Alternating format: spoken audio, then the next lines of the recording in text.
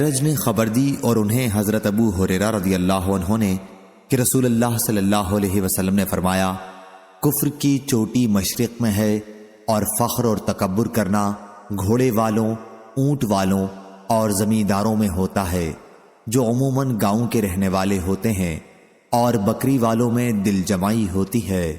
صحیح بخاری حدیث نمبر 3301۔ قیس نے بیان کیا اور ان سے عقبہ بن عمرو ابو مسعود رضی اللہ عنہ نے بیان کیا کہ رسول اللہ صلی اللہ علیہ وسلم نے یمن کی طرف اپنے ہاتھ سے اشارہ کرتے ہوئے فرمایا کہ ایمان تو ادھر ہے یمن میں، ہاں، اور قساوت اور سخت دلی ان لوگوں میں ہے جو اونٹوں کی دمیں پکڑے چلاتے رہتے ہیں، جہاں سے شیطان کی چوٹیاں نمودار ہوں گی، یعنی ربیہ اور مزر کی قوموں میں۔ صحیح بخاری حدیث نمبر 3302۔ اعرج نے بیان کیا اور ان سے ابو ہریرہ رضی اللہ عنہ نے بیان کیا کہ نبی کریم صلی اللہ علیہ وسلم نے فرمایا، جب مرغ کی بانگ سنو تو اللہ سے اس کے فضل کا سوال کیا کرو، کیونکہ اس نے فرشتے کو دیکھا ہے، اور جب گدھے کی آواز سنو تو شیطان سے اللہ کی پناہ مانگو، کیونکہ اس نے شیطان کو دیکھا ہے۔ صحیح بخاری حدیث نمبر 3303۔ عطا بن ابی رباح نے خبر دی اور انہوں نے جابر بن عبداللہ رضی اللہ عنہ سے سنا کہ رسول اللہ صلی اللہ علیہ وسلم نے فرمایا، جب رات کا اندھیرا شروع ہو، یا آپ نے یہ فرمایا کہ جب شام ہو جائے تو اپنے بچوں کو اپنے پاس روک لیا کرو، کیونکہ شیاطین اس وقت پھیلتے ہیں، البتہ جب ایک گھڑی رات گزر جائے تو انہیں چھوڑ دو اور اللہ کا نام لے کر دروازے بند کر لو، کیونکہ شیطان کسی بند دروازے کو نہیں کھول سکتا۔ ابن جریج نے بیان کیا کہ مجھے عمرو بن دینار نے خبر دی کہ انہوں نے حضرت جابر بن عبداللہ رضی اللہ عنہ سے بالکل اسی طرح حدیث سنی تھی جس طرح مجھے عطا نے خبر دی تھی، البتہ انہوں نے اس کا ذکر نہیں کیا کہ اللہ کا نام لو۔ صحیح بخاری حدیث نمبر 3304۔ موسیٰ بن اسماعیل نے بیان کیا، کہا ہم سے وہیب نے، ان سے خالد نے، ان سے محمد بن سیرین نے، اور ان سے حضرت ابو ہریرہ رضی اللہ عنہ نے کہ نبی کریم صلی اللہ علیہ وسلم نے فرمایا، بنی اسرائیل میں کچھ لوگ غائب ہو گئے، ان کی صورتیں مسخ ہو گئیں، میرا تو یہ خیال ہے کہ انہیں چوہے کی صورت میں مسخ کر دیا گیا ہے، کیونکہ چوہوں کے سامنے جب اونٹ کا دودھ رکھا جاتا ہے تو وہ اسے نہیں پیتے، کیونکہ بنی اسرائیل کے دین میں اونٹ کا گوشت حرام تھا، اور اگر بکری کا دودھ رکھا جائے تو پی جاتے ہیں۔ پھر میں نے یہ حدیث کعب احبار سے بیان کی تو انہوں نے حیرت سے پوچھا، کیا واقعی آپ نے حضرت صلی اللہ علیہ وسلم سے یہ حدیث سنی ہے؟ کئی مرتبہ انہوں نے یہ سوال کیا۔ اس پر میں نے کہا کہ حضرت صلی اللہ علیہ وسلم سے نہیں سنی تو پھر کس سے؟ میں تورات پڑھا کرتا ہوں کہ اس سے نقل کر کے بیان کرتا ہوں۔ صحیح بخاری حدیث نمبر 3305۔ یونس نے بیان کیا، ان سے ابن شہاب نے، ان سے عروہ نے، انہوں نے عائشہ رضی اللہ عنہ سے بیان کیا کہ نبی کریم صلی اللہ علیہ وسلم نے گرگٹ چھپکلی کے متعلق فرمایا تھا کہ وہ موذی جانور ہے، لیکن میں نے آپ سے اسے مار ڈالنے کا حکم نہیں سنا تھا۔ اور سعد بن ابی وقاص رضی اللہ عنہ بتاتے تھے کہ حضرت صلی اللہ علیہ وسلم نے اسے مار ڈالنے کا حکم فرمایا ہے۔ صحیح بخاری حدیث نمبر 3306۔ عبد الحمید بن جبیر بن شیبہ نے بیان کیا، ان سے سعید بن مسیب نے بیان کیا، اور انہیں ام شریک رضی اللہ عنہا نے خبر دی کہ نبی کریم صلی اللہ علیہ وسلم نے گرگٹ کو مار ڈالنے کا حکم فرمایا ہے۔ صحیح بخاری حدیث نمبر 3307۔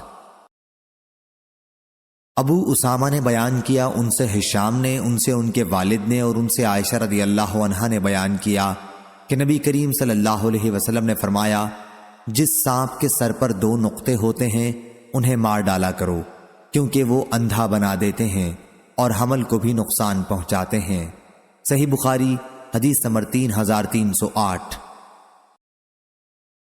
یحییٰ قطان نے بیان کیا، ان سے ہشام نے بیان کیا، ان سے ان کے والد نے بیان کیا، اور ان سے عائشہ رضی اللہ عنہا نے بیان کیا کہ نبی کریم صلی اللہ علیہ وسلم نے دم بریدہ سانپ کو مار ڈالنے کا حکم دیا اور فرمایا کہ یہ آنکھوں کو نقصان پہنچاتا ہے اور حمل کو ساقط کر دیتا ہے۔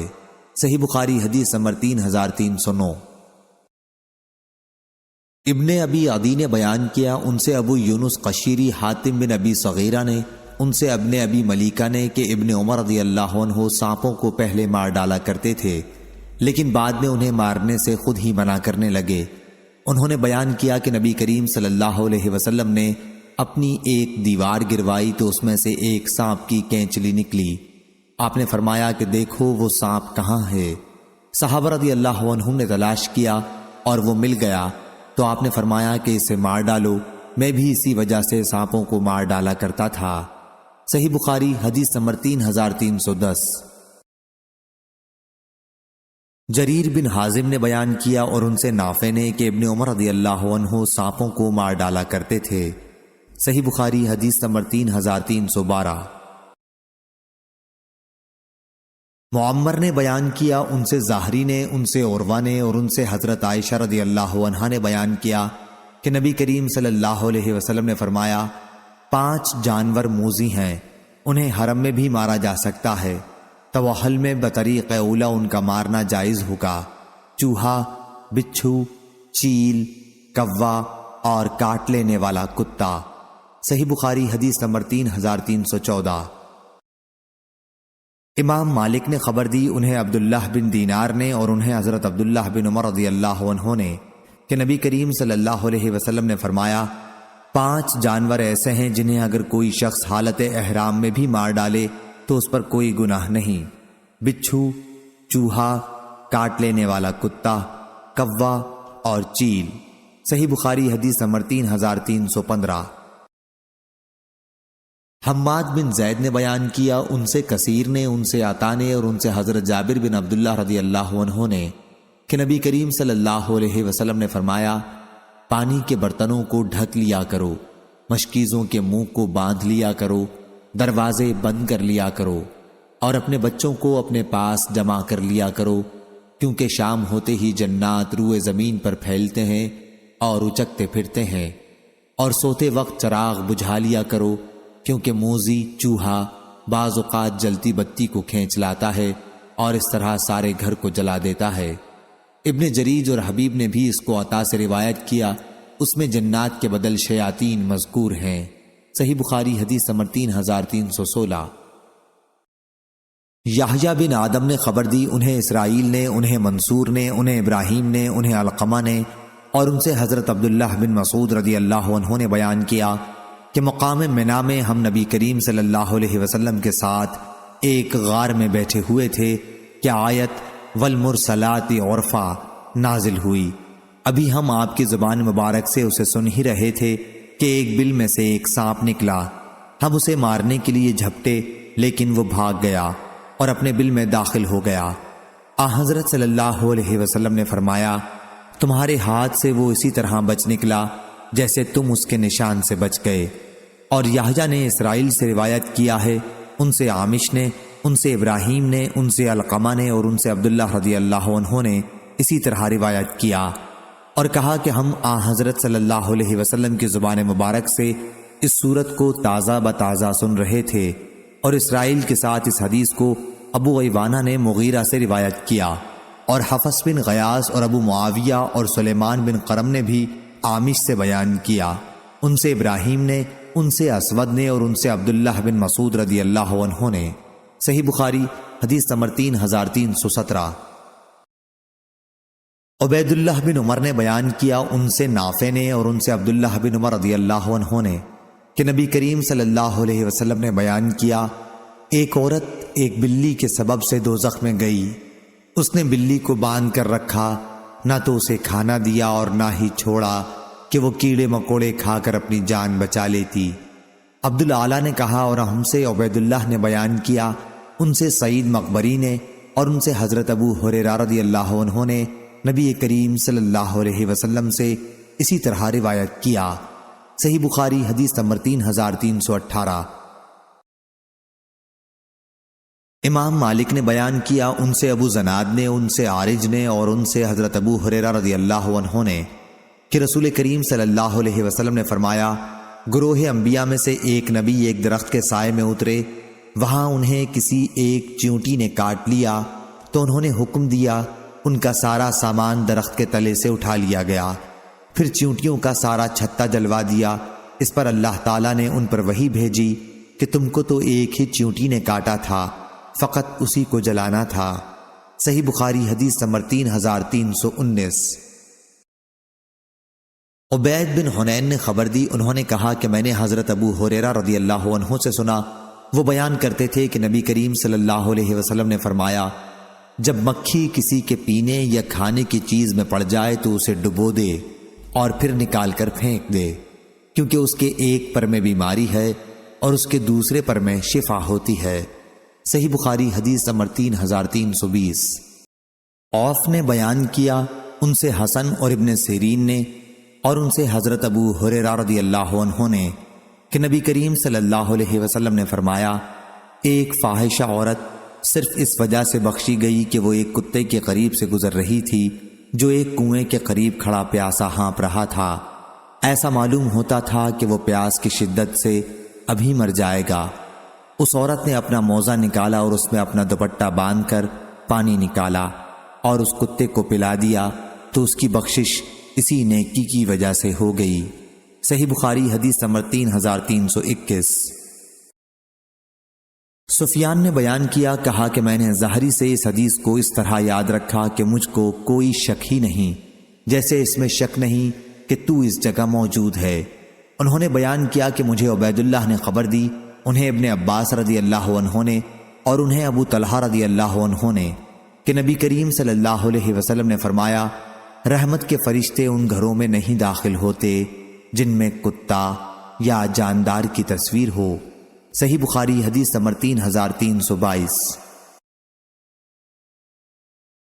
امام مالک نے خبر دی، انہیں نافع نے اور انہیں حضرت عبداللہ بن عمر رضی اللہ عنہ نے کہ نبی کریم صلی اللہ علیہ وسلم نے کتوں کو مارنے کا حکم فرمایا ہے۔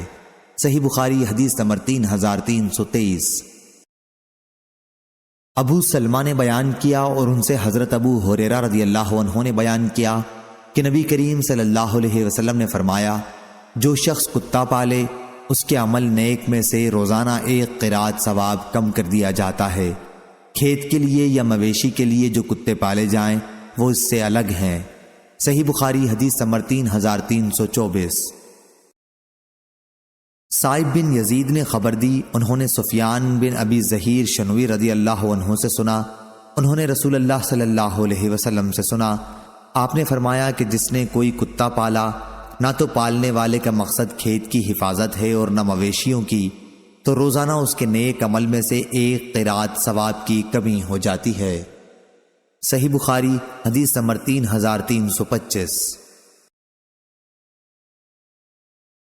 عبد الرزاق نے بیان کیا، ان سے معمر نے، ان سے حمام نے اور ان سے حضرت ابو ہریرہ رضی اللہ عنہ نے کہ نبی کریم صلی اللہ علیہ وسلم نے فرمایا، اللہ پاک نے آدم علیہ السلام کو پیدا کیا تو ان کو 60 ہاتھ لمبا بنایا، پھر فرمایا کہ جا اور ان ملائکہ کو سلام کر، دیکھنا کن لفظوں میں وہ تمہارے سلام کا جواب دیتے ہیں، کیونکہ وہی تمہارا اور تمہاری اولاد کا طریقہ سلام ہوگا۔ آدم علیہ السلام گئے اور کہا، السلام علیکم۔ فرشتوں نے جواب دیا، السلام علیکم ورحمۃ اللہ۔ انہوں نے ورحمۃ اللہ کا جملہ بڑھا دیا۔ پس جو کوئی بھی جنت میں داخل ہوگا وہ آدم علیہ السلام کی شکل اور قامت پر داخل ہوگا۔ آدم علیہ السلام کے بعد انسانوں میں اب تک قد چھوٹے ہوتے رہے۔ صحیح بخاری حدیث نمبر 3326۔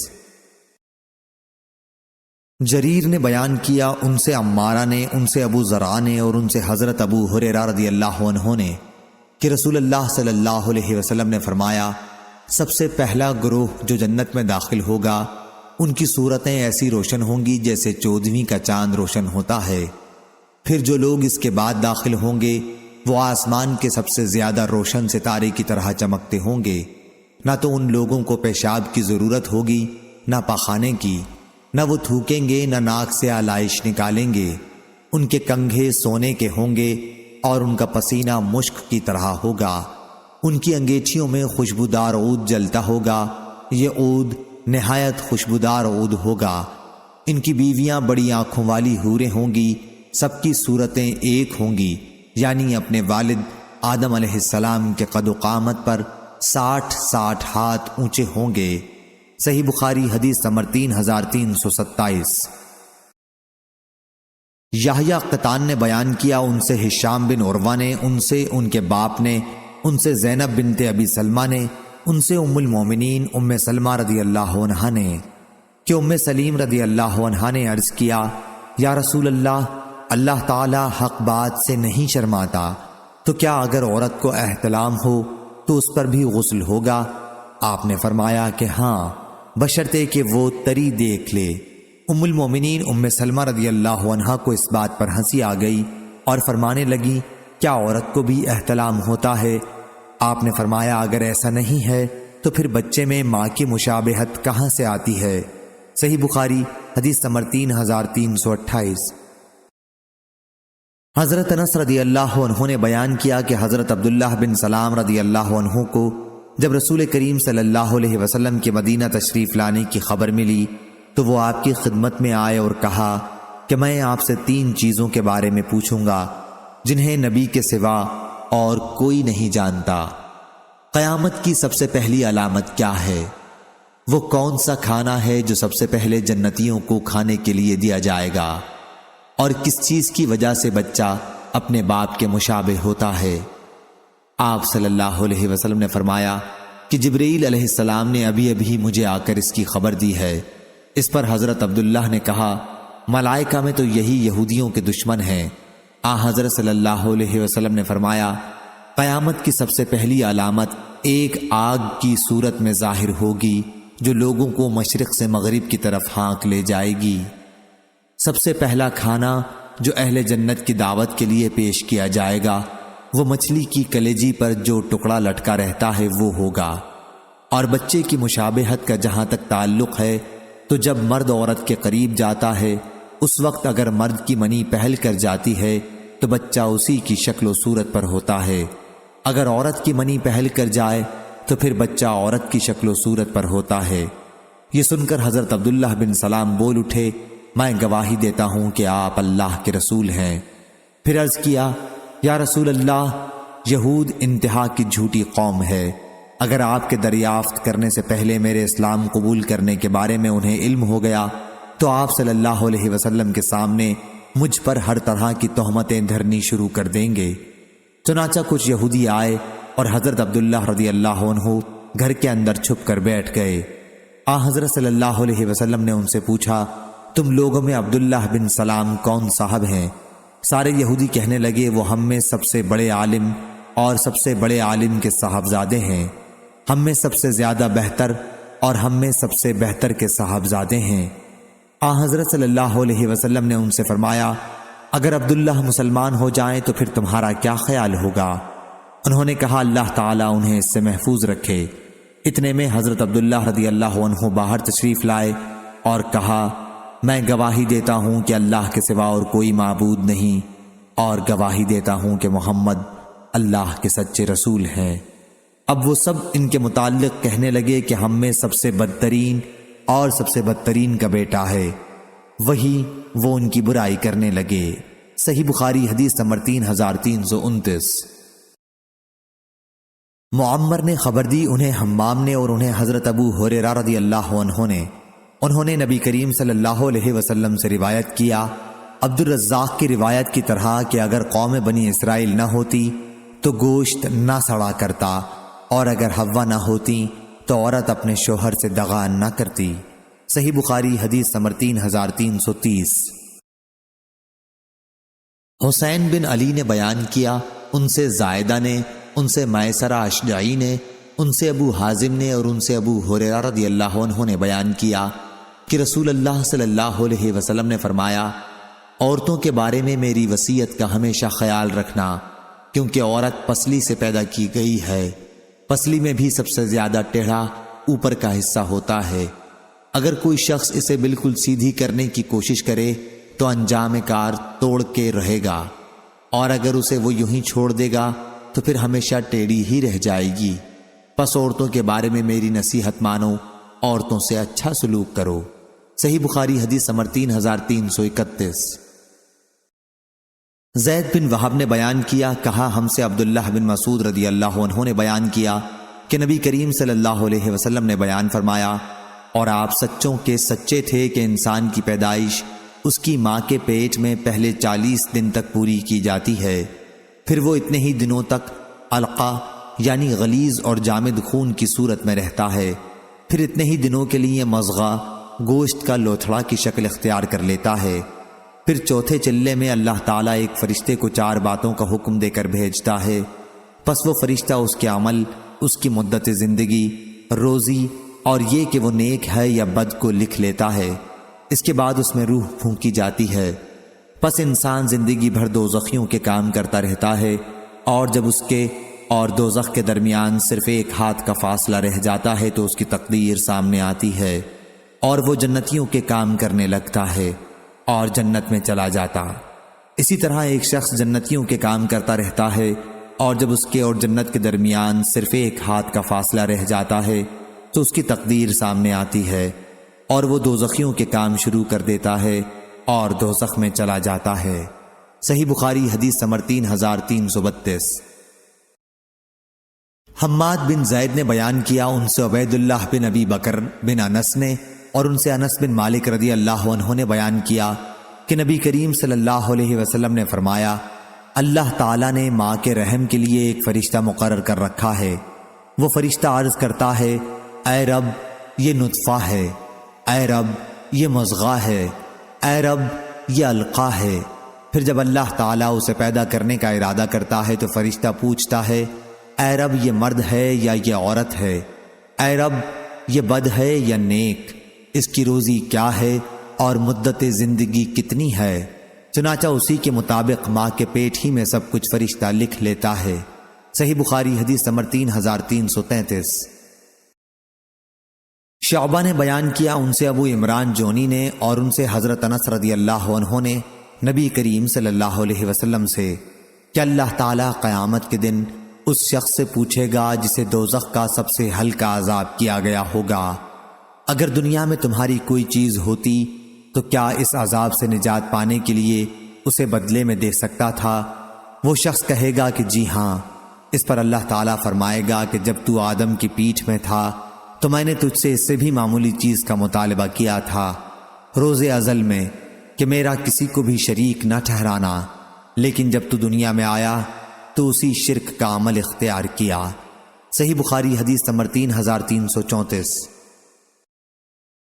عبداللہ بن مرہ نے بیان کیا، ان سے مسروق نے اور ان سے عبداللہ بن مسعود رضی اللہ عنہ نے بیان کیا کہ رسول اللہ صلی اللہ علیہ وسلم نے فرمایا، جب بھی کوئی انسان ظلم سے قتل کیا جاتا ہے تو آدم علیہ السلام کے سب سے پہلے بیٹے قابیل کے نامہ اعمال میں بھی اس قتل کا گناہ لکھا جاتا ہے، کیونکہ قتل ناحق کی بنا سب سے پہلے اسی نے قائم کی تھی۔ صحیح بخاری حدیث نمبر 3335۔ لیث بن سعد نے روایت کیا، یحییٰ بن سعید انصاری سے، ان سے عمرہ نے اور ان سے حضرت عائشہ رضی اللہ عنہا نے بیان کیا کہ میں نے نبی کریم صلی اللہ علیہ وسلم سے سنا، آپ فرما رہے تھے کہ روحوں کے جھنڈ الگ الگ تھے، پھر وہاں جن روحوں میں آپس میں پہچان تھی ان میں یہاں بھی محبت ہوتی ہے، اور جو وہاں غیر تھیں یہاں بھی وہ خلاف رہتی ہیں۔ اور یحییٰ بن ایوب نے بھی اس حدیث کو روایت کیا، کہا مجھ سے یحییٰ بن سعید نے بیان کیا آخر تک۔ صحیح بخاری حدیث نمبر 3336۔ سالم نے بیان کیا اور ان سے عبداللہ بن عمر رضی اللہ عنہ نے بیان کیا کہ رسول اللہ صلی اللہ علیہ وسلم لوگوں میں خطبہ سنانے کھڑے ہوئے، پہلے اللہ تعالیٰ کی اس کی شان کے مطابق ثنا بیان کی، پھر دجال کا ذکر فرمایا اور فرمایا کہ میں تمہیں دجال کے فتنے سے ڈراتا ہوں، اور کوئی نبی ایسا نہیں گزرا جس نے اپنی قوم کو اس سے نہ ڈرایا ہو۔ نوح علیہ السلام نے بھی اپنی قوم کو اس سے ڈرایا تھا، لیکن میں تمہیں اس کے بارے میں ایک ایسی بات بتاتا ہوں جو کسی نبی نے بھی اپنی قوم کو نہیں بتائی تھی۔ تمہیں معلوم ہونا چاہیے کہ دجال کانا ہوگا اور اللہ تعالیٰ اس عیب سے پاک ہے۔ صحیح بخاری حدیث نمبر 3337۔ شیبان نے بیان کیا، ان سے یحییٰ نے، ان سے ابو سلمہ نے اور انہوں نے ابو ہریرہ رضی اللہ عنہ سے سنا، آپ نے بیان کیا کہ نبی کریم صلی اللہ علیہ وسلم نے فرمایا، کیوں نہ میں تمہیں دجال کے متعلق ایک ایسی بات بتا دوں جو کسی نبی نے اپنی قوم کو اب تک نہیں بتائی۔ وہ کانا ہوگا اور جنت اور جہنم جیسی چیز لائے گا، پس جسے وہ جنت کہے گا در حقیقت وہی دوزخ ہوگی، اور میں تمہیں اس کے فتنے سے اسی طرح ڈراتا ہوں جیسے نوح علیہ السلام نے اپنی قوم کو ڈرایا تھا۔ صحیح بخاری حدیث نمبر 3338۔ ابو سعید خدری نے بیان کیا کہ نبی کریم صلی اللہ علیہ وسلم نے فرمایا، قیامت کے دن نوح علیہ السلام بارگاہ الہی میں حاضر ہوں گے۔ اللہ تعالیٰ دریافت فرمائے گا، کیا میرا پیغام تم نے پہنچا دیا تھا؟ نوح علیہ السلام عرض کریں گے، میں نے تیرا پیغام پہنچا دیا تھا۔ اے رب العزت، اب اللہ تعالیٰ ان کی امت سے دریافت فرمائے گا، کیا نوح علیہ السلام نے تم تک میرا پیغام پہنچا دیا تھا؟ وہ جواب دیں گے، نہیں، ہمارے پاس تیرا کوئی نبی نہیں آیا۔ اس پر اللہ تعالیٰ نوح علیہ السلام سے دریافت فرمائے گا، اس کے لیے آپ کی طرف سے کوئی گواہی بھی دے سکتا ہے؟ وہ عرض کریں گے کہ محمد صلی اللہ علیہ وسلم اور ان کی امت کے لوگ میرے گواہ ہیں۔ چنانچہ ہم اس بات کی شہادت دیں گے کہ نوح علیہ السلام نے پیغام خداوندی اپنی قوم تک پہنچایا تھا، اور یہی مفہوم اللہ جل ذکرہ کے اس ارشاد کا ہے، کیا اور اسی طرح ہم نے تمہیں امت وسط بنایا تاکہ تم لوگوں پر گواہی دو، اور وسط کے معنی درمیانی کے ہیں۔ صحیح بخاری حدیث نمبر 3339۔ ابو حیان یحییٰ بن سعید نے بیان کیا، ان سے ابو زرع نے اور ان سے ابو ہریرہ رضی اللہ عنہ نے بیان کیا کہ ہم نبی کریم صلی اللہ علیہ وسلم کے ساتھ ایک دعوت میں شریک تھے۔ آپ صلی اللہ علیہ وسلم کی خدمت میں دستی کا گوشت پیش کیا گیا جو آپ کو بہت مرغوب تھا۔ آپ نے اس دستی کی ہڈی کا گوشت دانتوں سے نکال کر کھایا، پھر فرمایا کہ میں قیامت کے دن لوگوں کا سردار ہوں گا۔ تمہیں معلوم ہے کہ کس طرح اللہ تعالیٰ قیامت کے دن تمام مخلوق کو ایک چٹیل میدان میں جمع کرے گا، اس طرح کہ دیکھنے والا سب کو ایک ساتھ دیکھ سکے گا، آواز دینے والے کی آواز ہر جگہ سنی جا سکے گی، اور سورج بالکل قریب ہو جائے گا۔ ایک شخص اپنے قریب کے دوسرے شخص سے کہے گا، دیکھتے نہیں کہ سب لوگ کیسی پریشانی میں مبتلا ہیں اور مصیبت کس حد تک پہنچ چکی ہے، کیوں نہ کسی ایسے شخص کی تلاش کی جائے جو اللہ پاک کی بارگاہ میں ہم سب کی شفاعت کے لیے جائے۔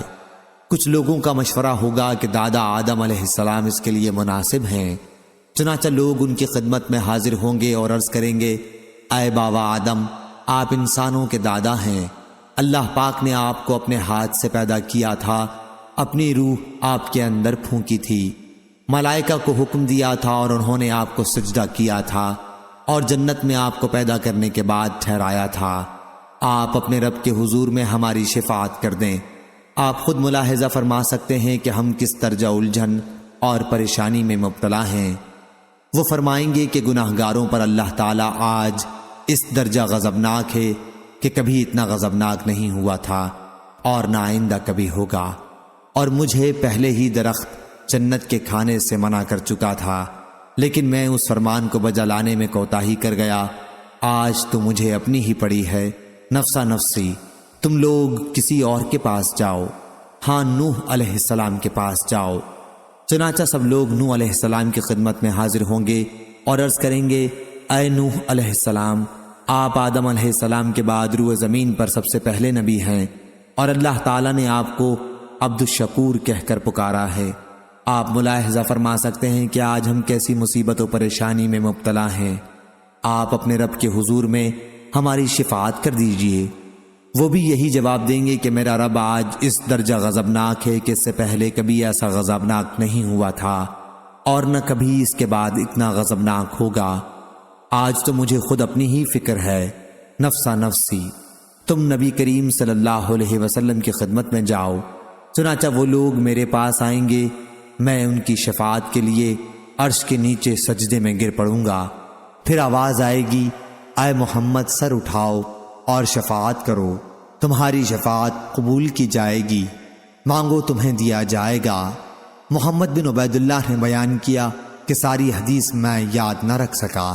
صحیح بخاری حدیث نمبر 3340۔ ابو احمد نے خبر دی، انہیں سفیان نے، انہیں ابو اسحاق نے، انہیں اسود بن یزید نے، اور انہیں عبداللہ بن مسعود رضی اللہ عنہ نے، کہ نبی کریم صلی اللہ علیہ وسلم نے آیت فہل میں مدکر مشہور قرأت کے مطابق ادغام کے ساتھ تلاوت فرمائی تھی۔ صحیح بخاری حدیث نمبر 3341۔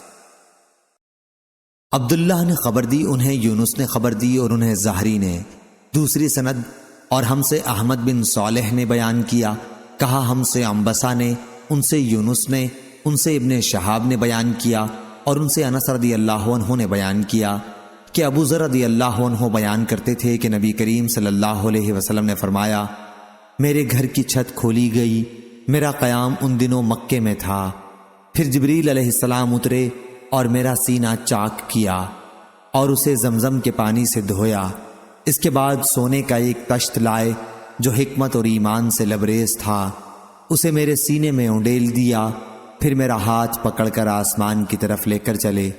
جب آسمان دنیا پر پہنچے تو جبریل علیہ السلام نے آسمان کے داروغہ سے کہا کہ دروازہ کھولو۔ پوچھا کہ کون صاحب ہیں؟ انہوں نے جواب دیا کہ میں جبریل۔ پھر پوچھا کہ آپ کے ساتھ کوئی اور بھی ہے؟ جواب دیا کہ میرے ساتھ محمد صلی اللہ علیہ وسلم ہیں۔ پوچھا کہ انہیں لانے کے لیے آپ کو بھیجا گیا تھا؟ جواب دیا کہ ہاں۔ اب دروازہ کھلا۔ جب ہم آسمان پر پہنچے تو وہاں ایک بزرگ سے ملاقات ہوئی، کچھ انسانی روحیں ان کے دائیں طرف تھیں اور کچھ بائیں طرف۔ جب وہ دائیں طرف دیکھتے تو ہنس دیتے اور جب بائیں طرف دیکھتے تو رو پڑتے۔ انہوں نے کہا خوش آمدید، نیک نبی، نیک بیٹے۔ میں نے پوچھا جبریل یہ صاحب کون بزرگ ہیں؟ تو انہوں نے بتایا کہ یہ آدم علیہ السلام ہیں، اور یہ انسانی روحیں ان کے دائیں اور بائیں طرف تھیں، ان کی اولاد بنی آدم کی روحیں تھیں۔ ان کے جو دائیں طرف تھیں وہ جنتی تھیں اور جو بائیں طرف تھیں وہ دوزخی تھیں، اس لیے جب وہ دائیں طرف دیکھتے تو مسکراتے اور جب بائیں طرف دیکھتے تو روتے تھے۔ پھر جبریل علیہ السلام مجھے اوپر لے کر چڑھے اور دوسرے آسمان پر آئے۔ اس آسمان کے داروغہ سے بھی انہوں نے کہا کہ دروازہ کھولو۔ انہوں نے بھی اسی طرح کے سوالات کیے جو پہلے آسمان پر ہو چکے تھے۔ پھر دروازہ کھولا۔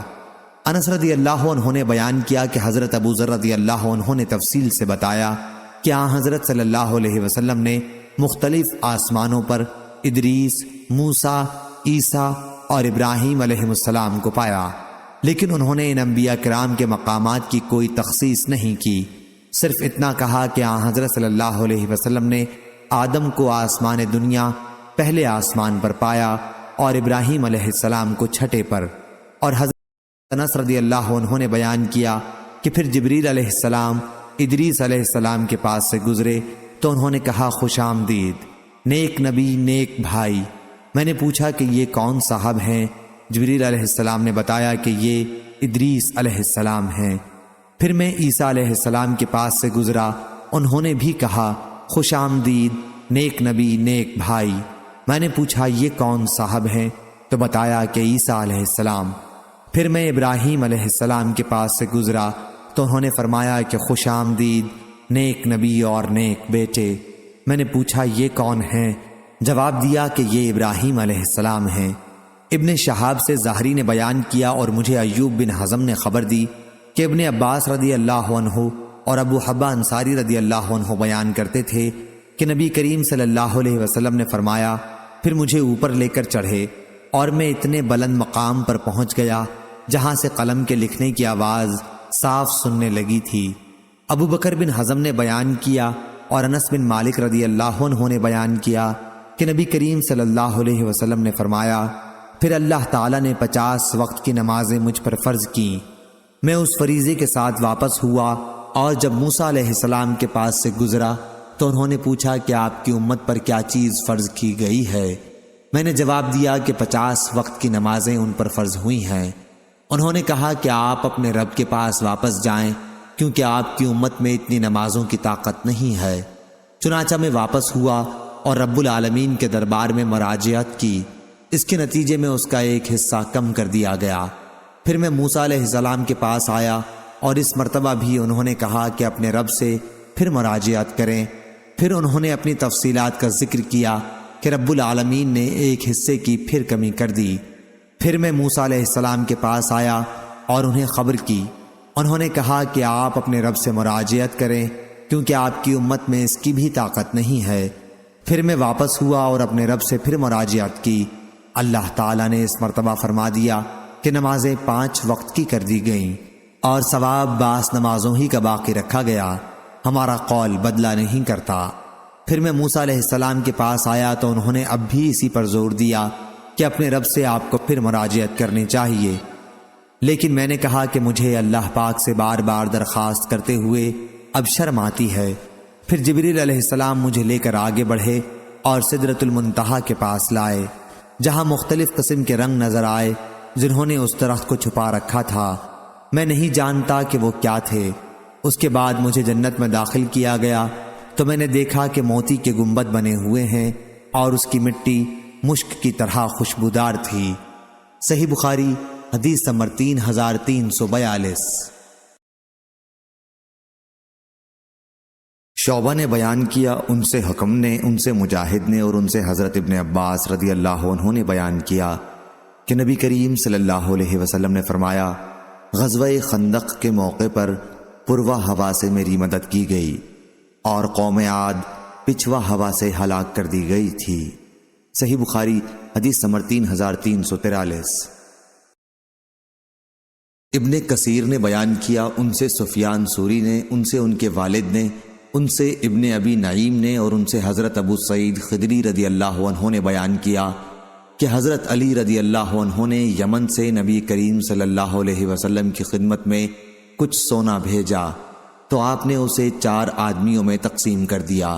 اقرا بن حابس حنظلی ثم المجاشعی، آئینہ بن بدر فزاری، زید تائی بنو نبہان والے اور علقمہ بن علاسہ عامری بنو کلاب والے۔ اس پر قریش اور انصار کے لوگوں کو غصہ آیا اور کہنے لگے کہ حضرت صلی اللہ علیہ وسلم نے نجد کے بڑوں کو تو دیا لیکن ہمیں نظر انداز کر دیا ہے۔ حضرت صلی اللہ علیہ وسلم نے فرمایا کہ میں صرف ان کے دل ملانے کے لیے انہیں دیتا ہوں، کیونکہ ابھی حال ہی میں یہ لوگ مسلمان ہوئے ہیں۔ پھر ایک شخص سامنے آیا، اس کی آنکھیں دھسی ہوئی تھیں، کلے پھولے ہوئے تھے، پیشانی بھی اٹھی ہوئی تھی، داڑھی بہت گھنی تھی اور سر منڈا ہوا تھا۔ اس نے کہا، اے محمد، اللہ سے ڈرو۔ حضرت صلی اللہ علیہ وسلم نے فرمایا، اگر میں ہی اللہ کی نافرمانی کروں گا تو پھر اس کی فرما برداری کون کرے گا؟ اللہ تعالیٰ نے مجھے روئے زمین پر دیانت دار بنا کر بھیجا ہے، کیا تم مجھے امین نہیں سمجھتے؟ اس شخص کی اس گستاخی پر ایک صحابی نے اس کے قتل کی اجازت چاہی۔ میرا خیال ہے کہ یہ حضرت خالد بن ولید تھے، لیکن حضرت صلی اللہ علیہ وسلم نے انہیں اس سے روک دیا۔ پھر وہ شخص وہاں سے چلنے لگا تو حضرت صلی اللہ علیہ وسلم نے فرمایا، اس شخص کی نسل سے، یا آپ صلی اللہ علیہ وسلم نے فرمایا کہ اس شخص کے بعد اس کی قوم سے ایسے لوگ جھوٹے مسلمان پیدا ہوں گے جو قرآن کی تلاوت تو کریں گے لیکن قرآن مجید ان کے حلق سے نیچے نہیں اترے گا۔ دین سے وہ اس طرح نکل جائیں گے جیسے تیر کمان سے نکل جاتا ہے۔ یہ مسلمانوں کو قتل کریں گے اور بت پرستوں کو چھوڑ دیں گے۔ اگر میری زندگی اس وقت تک باقی رہے تو میں ان کو اس طرح قتل کروں گا جیسے قوم عاد کا عذاب الہی سے قتل ہوا تھا کہ ایک بھی باقی نہ بچا۔ صحیح بخاری حدیث نمبر 3344۔ اسرائیل نے بیان کیا، ان سے ابو اسحاق نے، ان سے اسود نے کہا کہ میں نے حضرت عبداللہ بن مسعود رضی اللہ عنہ سے سنا، وہ بیان کرتے تھے کہ میں نے نبی کریم صلی اللہ علیہ وسلم سے سنا، آپ آیت فحل میں مدکر کی تلاوت فرما رہے تھے۔ صحیح بخاری حدیث نمبر 3345۔ لیث نے بیان کیا، ان سے عقیل نے، ان سے ابن شہاب نے، ان سے عروہ بن زبیر نے اور ان سے حضرت زینب بنت ابی سلمہ رضی اللہ عنہا نے، ان سے ام حبیبہ بنت ابی سفیان نے، ان سے زینب بنت حجش رضی اللہ عنہا نے کہ نبی کریم صلی اللہ علیہ وسلم ان کے یہاں تشریف لائے۔ آپ کچھ گھبرائے ہوئے تھے، پھر آپ نے فرمایا، اللہ کے سوا اور کوئی معبود نہیں۔ ملک عرب میں اس برائی کی وجہ سے بربادی آ جائے گی جس کے دن قریب آنے کو ہیں۔ آج یاجوج ماجوج نے دیوار میں اتنا سوراخ کر دیا ہے۔ پھر حضرت صلی اللہ علیہ وسلم نے انگوٹھے اور اس کے قریب کی انگلی سے حلقہ بنا کر بتلایا۔ ام المومنین حضرت زینب بنت حجش رضی اللہ عنہا نے بیان کیا کہ میں نے سوال کیا، یا رسول اللہ، کیا ہم اس کے باوجود ہلاک کر دیے جائیں گے کہ ہم میں نیک لوگ بھی موجود ہوں گے؟ آپ نے فرمایا کہ جب فسق و فجور بڑھ جائے گا تو یقیناً بربادی ہوگی۔ صحیح بخاری حدیث نمبر 3346۔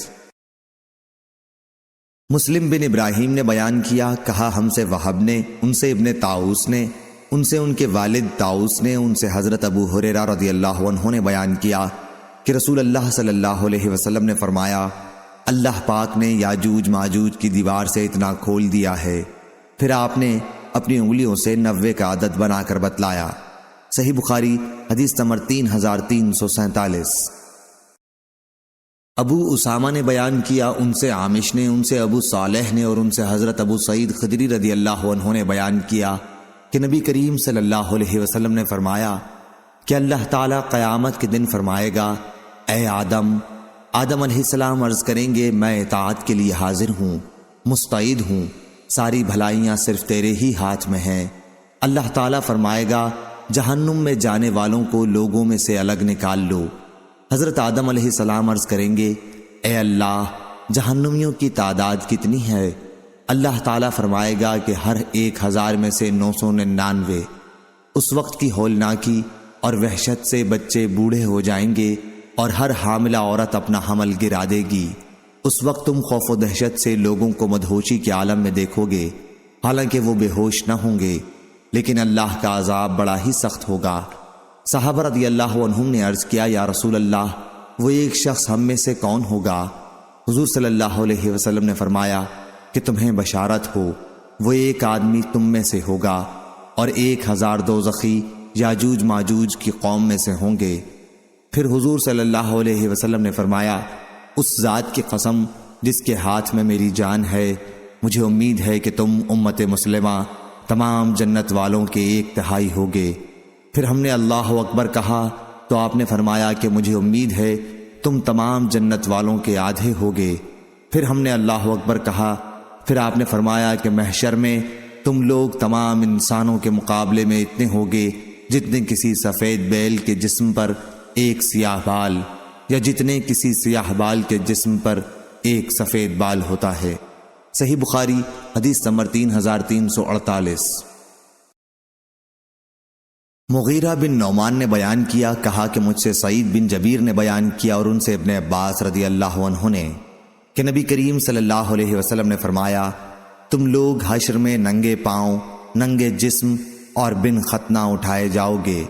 پھر آپ نے اس آیت کی تلاوت کی کہ جیسا کہ ہم نے پیدا کیا تھا پہلی مرتبہ، ہم ایسے ہی لوٹائیں گے۔ یہ ہماری طرف سے ایک وعدہ ہے جس کو ہم پورا کر کے رہیں گے۔ سورہ انبیاء۔ اور انبیاء میں سب سے پہلے حضرت ابراہیم علیہ السلام کو کپڑا پہنایا جائے گا، اور میرے اصحاب میں سے بعض کو جہنم کی طرف لے جایا جائے گا، تو میں پکار اٹھوں گا کہ یہ تو میرے اصحاب ہیں، میرے اصحاب۔ لیکن مجھے بتایا جائے گا کہ آپ کی وفات کے بعد ان لوگوں نے پھر کفر اختیار کر لیا تھا۔ اس وقت میں بھی وہی جملہ کہوں گا جو نیک بندے عیسیٰ علیہ السلام کہیں گے کہ جب تک میں ان کے ساتھ تھا، ان پر نگران تھا، اللہ تعالیٰ کے ارشاد الحکیم تک۔ صحیح بخاری حدیث نمبر 3349۔ عبد الحمید نے خبر دی، انہیں ابن ابی ذئب نے، انہیں سعید مقبری نے، اور انہیں حضرت ابو ہریرہ رضی اللہ عنہ نے کہ نبی کریم صلی اللہ علیہ وسلم نے فرمایا کہ حضرت ابراہیم علیہ السلام اپنے والد آزر سے قیامت کے دن جب ملیں گے تو ان کے والد کے چہرے پر سیاہی اور غبار ہوگا۔ حضرت ابراہیم علیہ السلام کہیں گے کہ کیا میں نے آپ سے نہیں کہا تھا کہ میری مخالفت نہ کیجیے؟ وہ کہیں گے کہ آج میں آپ کی مخالفت نہیں کرتا۔ حضرت ابراہیم علیہ السلام عرض کریں گے کہ اے رب، تو نے وعدہ فرمایا تھا کہ مجھے قیامت کے دن رسوا نہیں کرے گا۔ آج اس رسوائی سے بڑھ کر اور کون سی رسوائی ہوگی کہ میرے والد تیری رحمت سے سب سے زیادہ دور ہیں۔ اللہ تعالیٰ فرمائے گا کہ میں نے جنت کافروں پر حرام قرار دی ہے۔ پھر کہا جائے گا کہ اے ابراہیم، تمہارے قدموں کے نیچے کیا چیز ہے؟ وہ دیکھیں گے تو ایک ذبح کیا ہوا جانور خون میں لتھڑا ہوا وہاں پڑا ہوگا، اور پھر اس کے پاؤں پکڑ کر اسے جہنم میں ڈال دیا جائے گا۔ صحیح بخاری حدیث نمبر 3350۔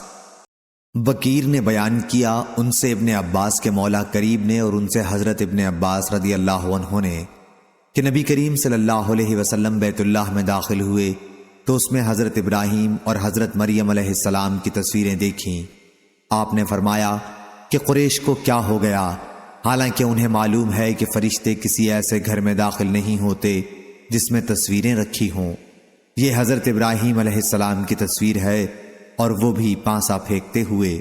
صحیح بخاری حدیث نمبر 3351۔ ہشام نے خبر دی، انہیں معمر نے، انہیں ایوب نے، انہیں اکرمہ نے اور انہیں حضرت ابن عباس رضی اللہ عنہ نے کہ نبی کریم صلی اللہ علیہ وسلم نے جب بیت اللہ میں تصویریں دیکھیں تو اندر اس وقت تک داخل نہ ہوئے جب تک وہ مٹا نہ دی گئیں، اور آپ نے ابراہیم علیہ السلام اور اسماعیل علیہ السلام کی تصویریں دیکھیں کہ ان کے ہاتھ میں تیر پانسے کے تھے، تو آپ نے فرمایا اللہ ان پر بربادی لائے، واللہ ان حضرات نے کبھی تیر نہیں پھینکے۔ صحیح بخاری حدیث نمبر 3352۔ سعید بن ابی سعید نے بیان کیا، ان سے ان کے والد نے اور ان سے حضرت ابو ہریرہ رضی اللہ عنہ نے کہ عرض کیا گیا یا رسول اللہ سب سے زیادہ شریف کون ہے؟ حضور نے فرمایا کہ جو سب سے زیادہ پرہیزگار ہو۔ صحابہ رضی اللہ عنہ نے عرض کیا کہ ہم حضور صلی اللہ علیہ وسلم سے اس کے متعلق نہیں پوچھتے۔ حضور صلی اللہ علیہ وسلم نے فرمایا پھر اللہ کے نبی یوسف بن نبی اللہ بن خلیل اللہ سب سے زیادہ شریف ہیں۔ صحابہ رضی اللہ عنہم نے کہا کہ ہم اس کے متعلق بھی نہیں پوچھتے۔ حضور صلی اللہ علیہ وسلم نے فرمایا کہ اچھا عرب کے خاندانوں کے متعلق تم پوچھنا چاہتے ہو، سنو جو جاہلیت میں شریف تھے اسلام میں بھی وہ شریف ہیں جبکہ دین کی سمجھ انہیں آ جائے۔ ابو اسامہ اور معمر نے عبید اللہ سے بیان کیا، ان سے سعید نے اور ان سے حضرت ابو ہریرہ رضی اللہ عنہ نے اور انہوں نے نبی کریم صلی اللہ علیہ وسلم سے۔ صحیح بخاری حدیث نمبر 3353۔ سمرہ رضی اللہ عنہ نے بیان کیا کہ نبی کریم صلی اللہ علیہ وسلم نے فرمایا آج کی رات میرے پاس خواب میں 2 فرشتے جبرائیل و میکائیل علیہ السلام آئے، پھر یہ دونوں فرشتے مجھے ساتھ لے کر ایک لمبے قد کے بزرگ کے پاس گئے، وہ اتنے لمبے تھے کہ ان کا سر میں نہیں دیکھ پاتا تھا، اور یہ حضرت ابراہیم علیہ السلام تھے۔ صحیح بخاری حدیث نمبر 3354۔ نظر نے بیان کیا، کہا ہم کو ابن عون نے خبر دی، انہیں مجاہد نے اور انہوں نے حضرت ابن عباس رضی اللہ عنہ سے سنا، آپ کے سامنے لوگ دجال کا تذکرہ کر رہے تھے کہ اس کی پیشانی پر لکھا ہوا ہوگا کافر، یا یوں لکھا ہوا ہوگا کاف فے رے۔ حضرت ابن عباس رضی اللہ عنہ نے کہا کہ حضرت صلی اللہ علیہ وسلم سے میں نے یہ حدیث نہیں سنی تھی، البتہ آپ نے ایک مرتبہ یہ حدیث بیان فرمائی کہ ابراہیم علیہ السلام کی شکل و وضع معلوم کرنے کے لیے تم اپنے صاحب کو دیکھ سکتے ہو، اور حضرت موسیٰ علیہ السلام کا بدن گٹھا ہوا گندم گول ایک سرخ اونٹ پر سوار تھے جس کی نکیل کھجور کی چھال کی تھی، جیسے میں انہیں اس وقت بھی دیکھ رہا ہوں کہ وہ اللہ کی بڑائی بیان کرتے وادی میں اتر رہے ہیں۔ صحیح بخاری حدیث نمبر 3355۔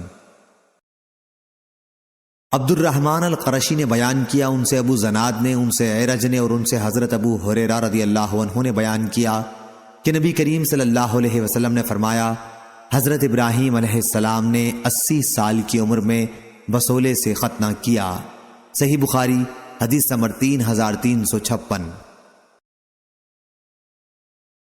جریر بن حازم نے خبر دی، انہیں ایوب سختیانی نے، انہیں محمد بن سیرین نے اور ان سے حضرت ابو ہریرہ رضی اللہ عنہ نے بیان کیا کہ رسول اللہ صلی اللہ علیہ وسلم نے فرمایا ابراہیم علیہ السلام نے توریا 3 مرتبہ کے سوا اور کبھی نہیں کیا۔ صحیح بخاری حدیث نمبر 3357۔ حماد بن زید نے بیان کیا، ان سے ایوب نے، ان سے محمد نے اور ان سے ابو ہریرہ رضی اللہ عنہ نے بیان کیا کہ ابراہیم علیہ السلام نے 3 مرتبہ جھوٹ بولا تھا، تو ان میں سے خالص اللہ عز و جل کی رضا کے لیے تھے۔ ایک تو ان کا فرمانا بطور توریا کے کہ میں بیمار ہوں، اور دوسرا ان کا یہ فرمانا کہ بلکہ یہ کام تو ان کے بڑے بت نے کیا ہے، اور بیان کیا کہ ایک مرتبہ ابراہیم اور سارہ علیہ السلام ایک ظالم بادشاہ کی حدود سلطنت سے گزر رہے تھے۔ بادشاہ کو خبر ملی کہ یہاں ایک شخص آیا ہوا ہے اور اس کے ساتھ دنیا کی ایک خوبصورت ترین عورت ہے۔ بادشاہ نے ابراہیم علیہ السلام کے پاس اپنا آدمی بھیج کر انہیں بلوایا اور حضرت سارہ کے متعلق پوچھا کہ یہ کون ہے؟ حضرت ابراہیم علیہ السلام نے فرمایا کہ یہ میری بہن ہے۔ پھر آپ سارہ کے پاس آئے اور فرمایا کہ اے سارہ، یہاں میرے اور تمہارے سوا اور کوئی بھی مومن نہیں ہے، اور اس بادشاہ نے مجھ سے پوچھا تو میں نے اس سے کہہ دیا کہ تم میری دینی اعتبار سے بہن ہو، اس لیے اب تم کوئی ایسی بات نہ کہنا جس سے میں جھوٹا بنوں۔ پھر اس ظالم نے حضرت سارہ کو بلوایا، اور جب وہ اس کے پاس گئیں تو اس نے ان کی طرف ہاتھ بڑھانا چاہا، لیکن فوراً ہی پکڑ لیا گیا۔ پھر وہ کہنے لگا کہ میرے لیے اللہ سے دعا کرو کہ اس مصیبت سے نجات دے، میں اب تمہیں کوئی نقصان نہیں پہنچاؤں گا۔ چنانچہ انہوں نے اللہ سے دعا کی اور وہ چھوڑ دیا گیا۔ لیکن پھر دوسری مرتبہ اس نے ہاتھ بڑھایا اور اس مرتبہ بھی اسی طرح پکڑ لیا گیا، بلکہ اس سے بھی زیادہ سخت، اور پھر کہنے لگا کہ اللہ سے میرے لیے دعا کرو، میں اب تمہیں کوئی نقصان نہیں پہنچاؤں گا۔ سارہ نے دعا کی اور وہ چھوڑ دیا گیا۔ اس کے بعد اس نے اپنے کسی خدمتگار کو بلا کر کہا کہ تم لوگ میرے پاس کسی انسان کو نہیں لائے ہو، یہ تو کوئی سرکش جن ہے۔ جاتے ہوئے سارہ کے لیے اس نے ہاجرہ کو خدمت کے لیے دیا۔ جب سارہ آئیں تو ابراہیم علیہ السلام کھڑے نماز پڑھ رہے تھے۔ آپ نے ہاتھ کے اشارے سے ان کا حال پوچھا۔ انہوں نے کہا کہ اللہ تعالیٰ نے کافر، یا یہ کہا کہ فاجر کے فریب کو اسی کے منہ پر دے مارا، اور ہاجرہ کو خدمت کے لیے دیا۔ ابو ہریرہ رضی اللہ عنہ نے کہا کہ اے بنی ماؤس سما، اے آسمانی پانی کی اولاد، یعنی اہل عرب، تمہاری والدہ یہی حضرت ہاجرہ ہیں۔ صحیح بخاری حدیث نمبر 3358۔ ابن جریج نے خبر دی، انہیں عبد الحمید بن جبیر نے، انہیں سعید بن مسیب نے، اور انہیں حضرت ام شریک رضی اللہ عنہا نے کہ نبی کریم صلی اللہ علیہ وسلم نے گرگٹ کو مارنے کا حکم دیا تھا، اور فرمایا کہ اس نے حضرت ابراہیم علیہ السلام کی آگ پر پھونکا تھا۔ صحیح بخاری حدیث نمبر 3359۔ ابراہیم نے بیان کیا، ان سے علقمہ نے، اور ان سے عبداللہ بن مسعود رضی اللہ عنہ نے بیان کیا کہ جب یہ آیت اتری، جو لوگ ایمان لائے اور اپنے ایمان میں کسی قسم کے ظلم کی ملاوٹ نہ کی، تو ہم نے عرض کیا یا رسول اللہ، ہم میں ایسا کون ہوگا جس نے اپنی جان پر ظلم نہ کیا ہوگا؟ حضور صلی اللہ علیہ وسلم نے فرمایا کہ واقعہ وہ نہیں جو تم سمجھتے ہو، جس نے اپنے ایمان کے ساتھ ظلم کی ملاوٹ نہ کی۔ میں ظلم سے مراد شرک ہے۔ کیا تم نے لقمان علیہ السلام کی اپنے بیٹے کو یہ نصیحت نہیں سنی کہ اے بیٹے، اللہ کے ساتھ شرک نہ کرنا، بے شک شرک بہت ہی بڑا ظلم ہے۔ صحیح بخاری حدیث نمبر 3360۔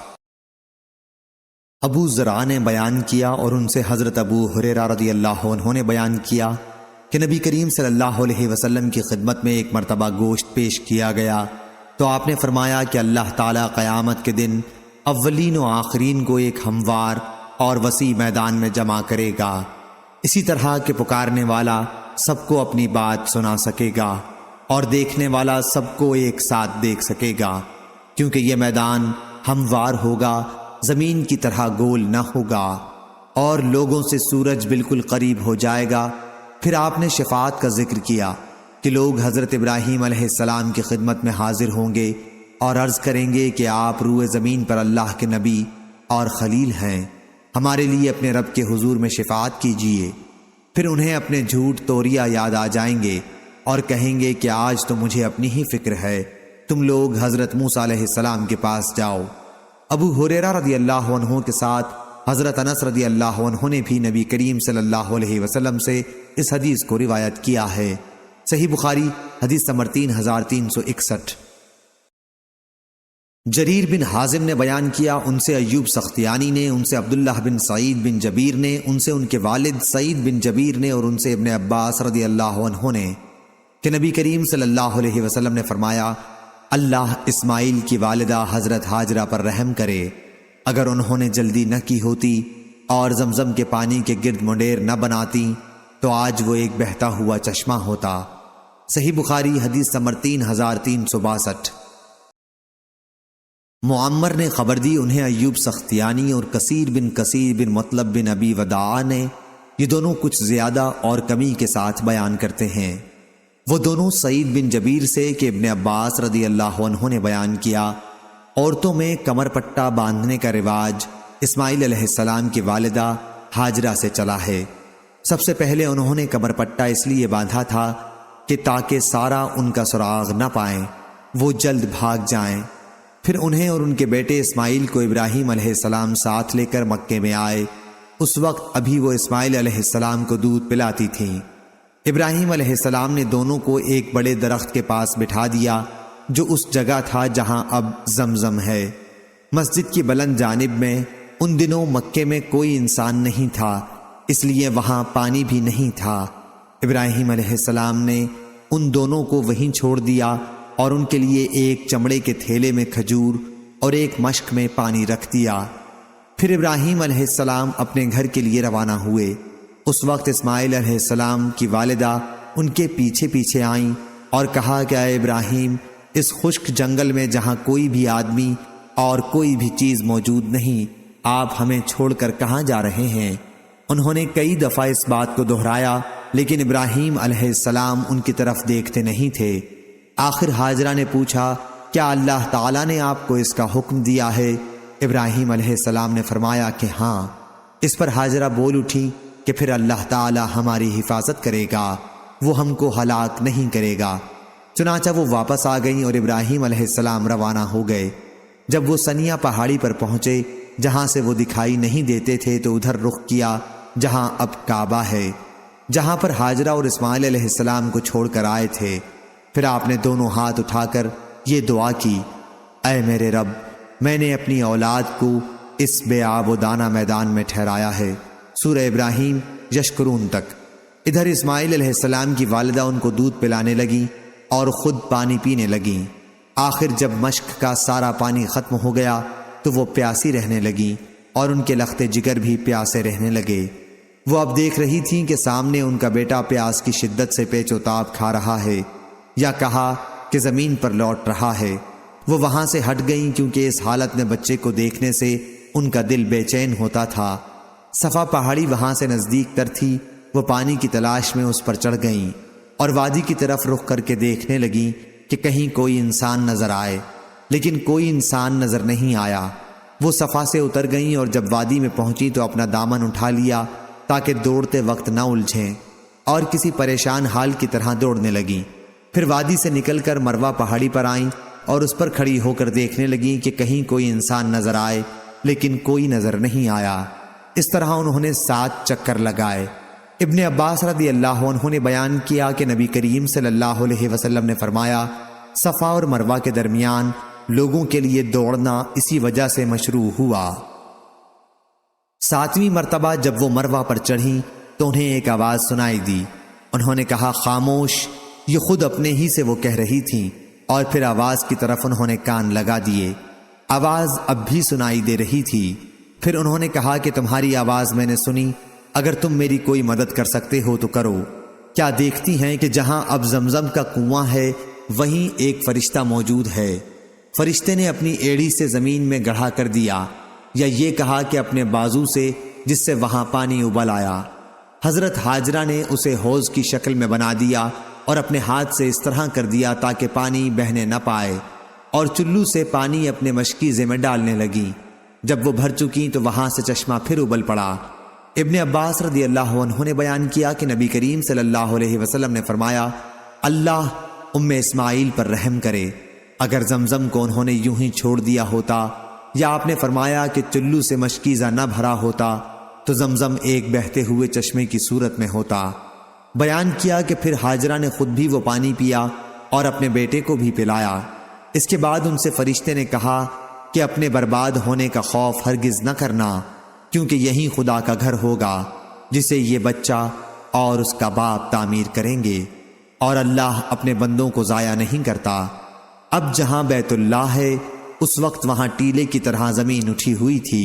سیلاب کا دھارا آتا اور اس کے دائیں بائیں سے زمین کاٹ کر لے جاتا۔ اس طرح وہاں کے دن و رات گزرتے رہے، اور آخر ایک دن قبیلہ جرہم کے کچھ لوگ وہاں سے گزرے، یا آپ نے یہ فرمایا کہ قبیلہ جرہم کے چند گھرانے مقام قدا مکے کا بالائی حصہ کے راستے سے گزر کر مکے کے نشیبی علاقے میں انہوں نے پڑاؤ کیا۔ قریب ہی انہوں نے منڈلاتے ہوئے کچھ پرندے دیکھے۔ ان لوگوں نے کہا کہ یہ پرندہ پانی پر منڈلا رہا ہے، حالانکہ اس سے پہلے جب بھی ہم اس میدان سے گزرے ہیں یہاں پانی کا نام و نشان بھی نہ تھا۔ آخر انہوں نے اپنا ایک آدمی یا 2 آدمی بھیجے، وہاں انہوں نے واقعی پانی پایا، چنانچہ انہوں نے واپس آ کر پانی کی اطلاع دی۔ اب یہ سب لوگ یہاں آئے۔ راوی نے بیان کیا کہ اسماعیل علیہ السلام کی والدہ اس وقت پانی پر ہی بیٹھی ہوئی تھیں۔ ان لوگوں نے کہا کہ کیا آپ ہمیں اپنے پڑوس میں پڑاؤ ڈالنے کی اجازت دیں گی؟ حاجرہ نے فرمایا کہ ہاں، لیکن اس شرط کے ساتھ کہ پانی پر تمہارا کوئی حق نہیں ہوگا۔ انہوں نے اسے تسلیم کر لیا۔ ابن عباس رضی اللہ عنہ نے بیان کیا کہ نبی کریم صلی اللہ علیہ وسلم نے فرمایا، اب اسماعیل کو پڑوسی مل گئے۔ انسانوں کی موجودگی ان کے لیے دل جمعی کا باعث ہوئی۔ ان لوگوں نے خود بھی یہاں قیام کیا اور اپنے قبیلے کے دوسرے لوگوں کو بھی بلوا لیا، اور وہ سب لوگ بھی یہیں آ کر ٹھہر گئے۔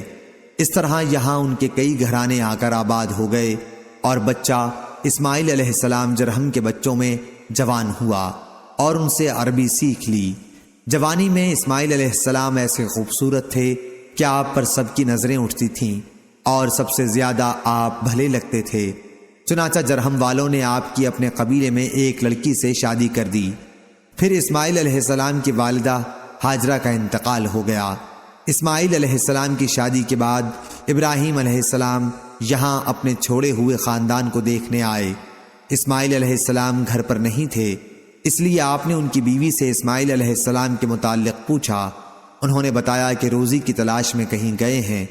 پھر آپ نے ان سے ان کی معاش وغیرہ کے متعلق پوچھا تو انہوں نے کہا کہ حالت اچھی نہیں ہے، بڑی تنگی سے گزر اوقات ہوتی ہے۔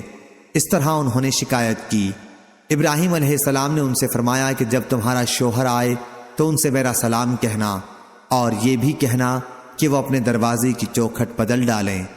پھر جب اسماعیل علیہ السلام واپس تشریف لائے تو جیسے انہوں نے کچھ انسیت سی محسوس کی اور دریافت فرمایا، کیا کوئی صاحب یہاں آئے تھے؟ ان کی بیوی نے بتایا کہ ہاں، ایک بزرگ اس شکل کے یہاں آئے تھے اور آپ کے بارے میں پوچھ رہے تھے۔ میں نے انہیں بتایا کہ آپ باہر گئے ہوئے ہیں۔ پھر انہوں نے پوچھا کہ تمہاری گزر اوقات کا کیا حال ہے؟ تو میں نے ان سے کہا کہ ہماری گزر اوقات بڑی تنگی سے ہوتی ہے۔ اسماعیل علیہ السلام نے دریافت کیا کہ انہوں نے تمہیں کچھ نصیحت بھی کی تھی؟ ان کی بیوی نے بتایا کہ ہاں، مجھ سے انہوں نے کہا تھا کہ آپ کو سلام کہہ دوں، اور وہ یہ بھی کہہ گئے ہیں کہ آپ اپنے دروازے کی چوکھٹ بدل دیں۔ اسماعیل علیہ السلام نے فرمایا کہ وہ بزرگ میرے والد تھے اور مجھے یہ حکم دے گئے ہیں کہ میں تمہیں جدا کر دوں، اب تم اپنے گھر جا سکتی ہو۔ چنانچہ اسماعیل علیہ السلام نے انہیں طلاق دے دی اور بنی جرہم ہی میں ایک دوسری عورت سے شادی کر لی۔ جب تک اللہ تعالیٰ کو منظور رہا، ابراہیم علیہ السلام ان کے یہاں نہیں آئے۔ پھر جب کچھ دنوں کے بعد وہ تشریف لائے تو اس مرتبہ بھی اسماعیل علیہ السلام اپنے گھر پر موجود نہیں تھے۔ آپ ان کی بیوی کے یہاں گئے اور ان سے اسماعیل علیہ السلام کے بارے میں پوچھا۔ انہوں نے بتایا کہ ہمارے لیے روزی تلاش کرنے گئے ہیں۔ ابراہیم علیہ السلام نے پوچھا کہ تم لوگوں کا حال کیسا ہے؟ آپ نے ان کی گزر بسر اور دوسرے حالات کے متعلق پوچھا۔ انہوں نے بتایا کہ ہمارا حال بہت اچھا ہے، بڑی فراخی ہے۔ انہوں نے اس کے لیے اللہ کی تعریف و ثنا کی۔ ابراہیم علیہ السلام نے دریافت فرمایا کہ تم لوگ کھاتے کیا ہو؟ انہوں نے بتایا کہ گوشت۔ آپ نے دریافت فرمایا کہ پیتے کیا ہو؟ بتایا کہ پانی۔ ابراہیم علیہ السلام نے ان کے لیے دعا کی، اے اللہ، ان کے گوشت اور پانی میں برکت نازل فرما۔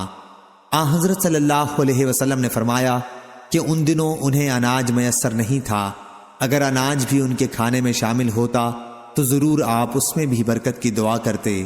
صرف گوشت اور پانی کی خوراک میں ہمیشہ گزارا کرنا مکے کے سوا اور کسی زمین پر بھی موافق نہیں پڑتا۔ ابراہیم علیہ السلام نے جاتے ہوئے اس سے فرمایا کہ جب تمہارے شوہر واپس آ جائیں تو ان سے میرا سلام کہنا اور ان سے کہہ دینا کہ وہ اپنے دروازے کی چوکھٹ کو باقی رکھیں۔ جب اسماعیل علیہ السلام تشریف لائے تو پوچھا کہ کیا یہاں کوئی آیا تھا؟ انہوں نے بتایا کہ جی ہاں، ایک بزرگ بڑی اچھی شکل و صورت کے آئے تھے۔ بیوی نے آنے والے بزرگ کی تعریف کی۔ پھر انہوں نے مجھ سے آپ کے متعلق پوچھا کہ کہاں ہیں، اور میں نے بتا دیا۔ پھر انہوں نے پوچھا کہ تمہاری گزر بسر کا کیا حال ہے؟ تو میں نے بتایا کہ ہم اچھی حالت میں ہیں۔ اسماعیل علیہ السلام نے دریافت فرمایا کہ کیا انہوں نے تمہیں کوئی وصیت بھی کی تھی؟ انہوں نے کہا جی ہاں، انہوں نے آپ کو سلام کہا تھا اور حکم دیا تھا کہ اپنے دروازے کی چوکھٹ باقی رکھیں۔ اسماعیل علیہ السلام نے فرمایا کہ یہ بزرگ میرے والد تھے، چوکھٹ تم ہو، اور آپ مجھے حکم دے گئے ہیں کہ میں تمہیں اپنے ساتھ رکھوں۔ پھر جتنے دنوں اللہ تعالیٰ کو منظور رہا کہ بعد ابراہیم علیہ السلام ان کے یہاں تشریف لائے تو دیکھا کہ اسماعیل زمزم کے قریب ایک بڑے درخت کے سائے میں جہاں ابراہیم انہیں چھوڑ گئے تھے اپنے تیر بنا رہے ہیں۔ جب اسماعیل علیہ السلام نے ابراہیم کو دیکھا تو ان کی طرف کھڑے ہو گئے، اور جس طرح ایک باپ اپنے بیٹے کے ساتھ اور بیٹا اپنے باپ کے ساتھ محبت کرتا ہے، وہی طرز عمل ان دونوں نے بھی ایک دوسرے کے ساتھ اختیار کیا۔ پھر ابراہیم علیہ السلام نے فرمایا، اسماعیل، اللہ نے مجھے ایک حکم دیا ہے۔ اسماعیل علیہ السلام نے عرض کیا، آپ کے رب نے جو حکم آپ کو دیا ہے آپ اسے ضرور پورا کریں۔ انہوں نے فرمایا، اور تم بھی میری مدد کر سکو گے؟ عرض کیا کہ میں آپ کی مدد کروں گا۔ فرمایا کہ اللہ تعالیٰ نے مجھے حکم دیا ہے کہ اسی مقام پر اللہ کا ایک گھر بناؤں، اور آپ نے ایک اور اونچی ٹیلے کی طرف اشارہ کیا کہ اس کے چاروں طرف۔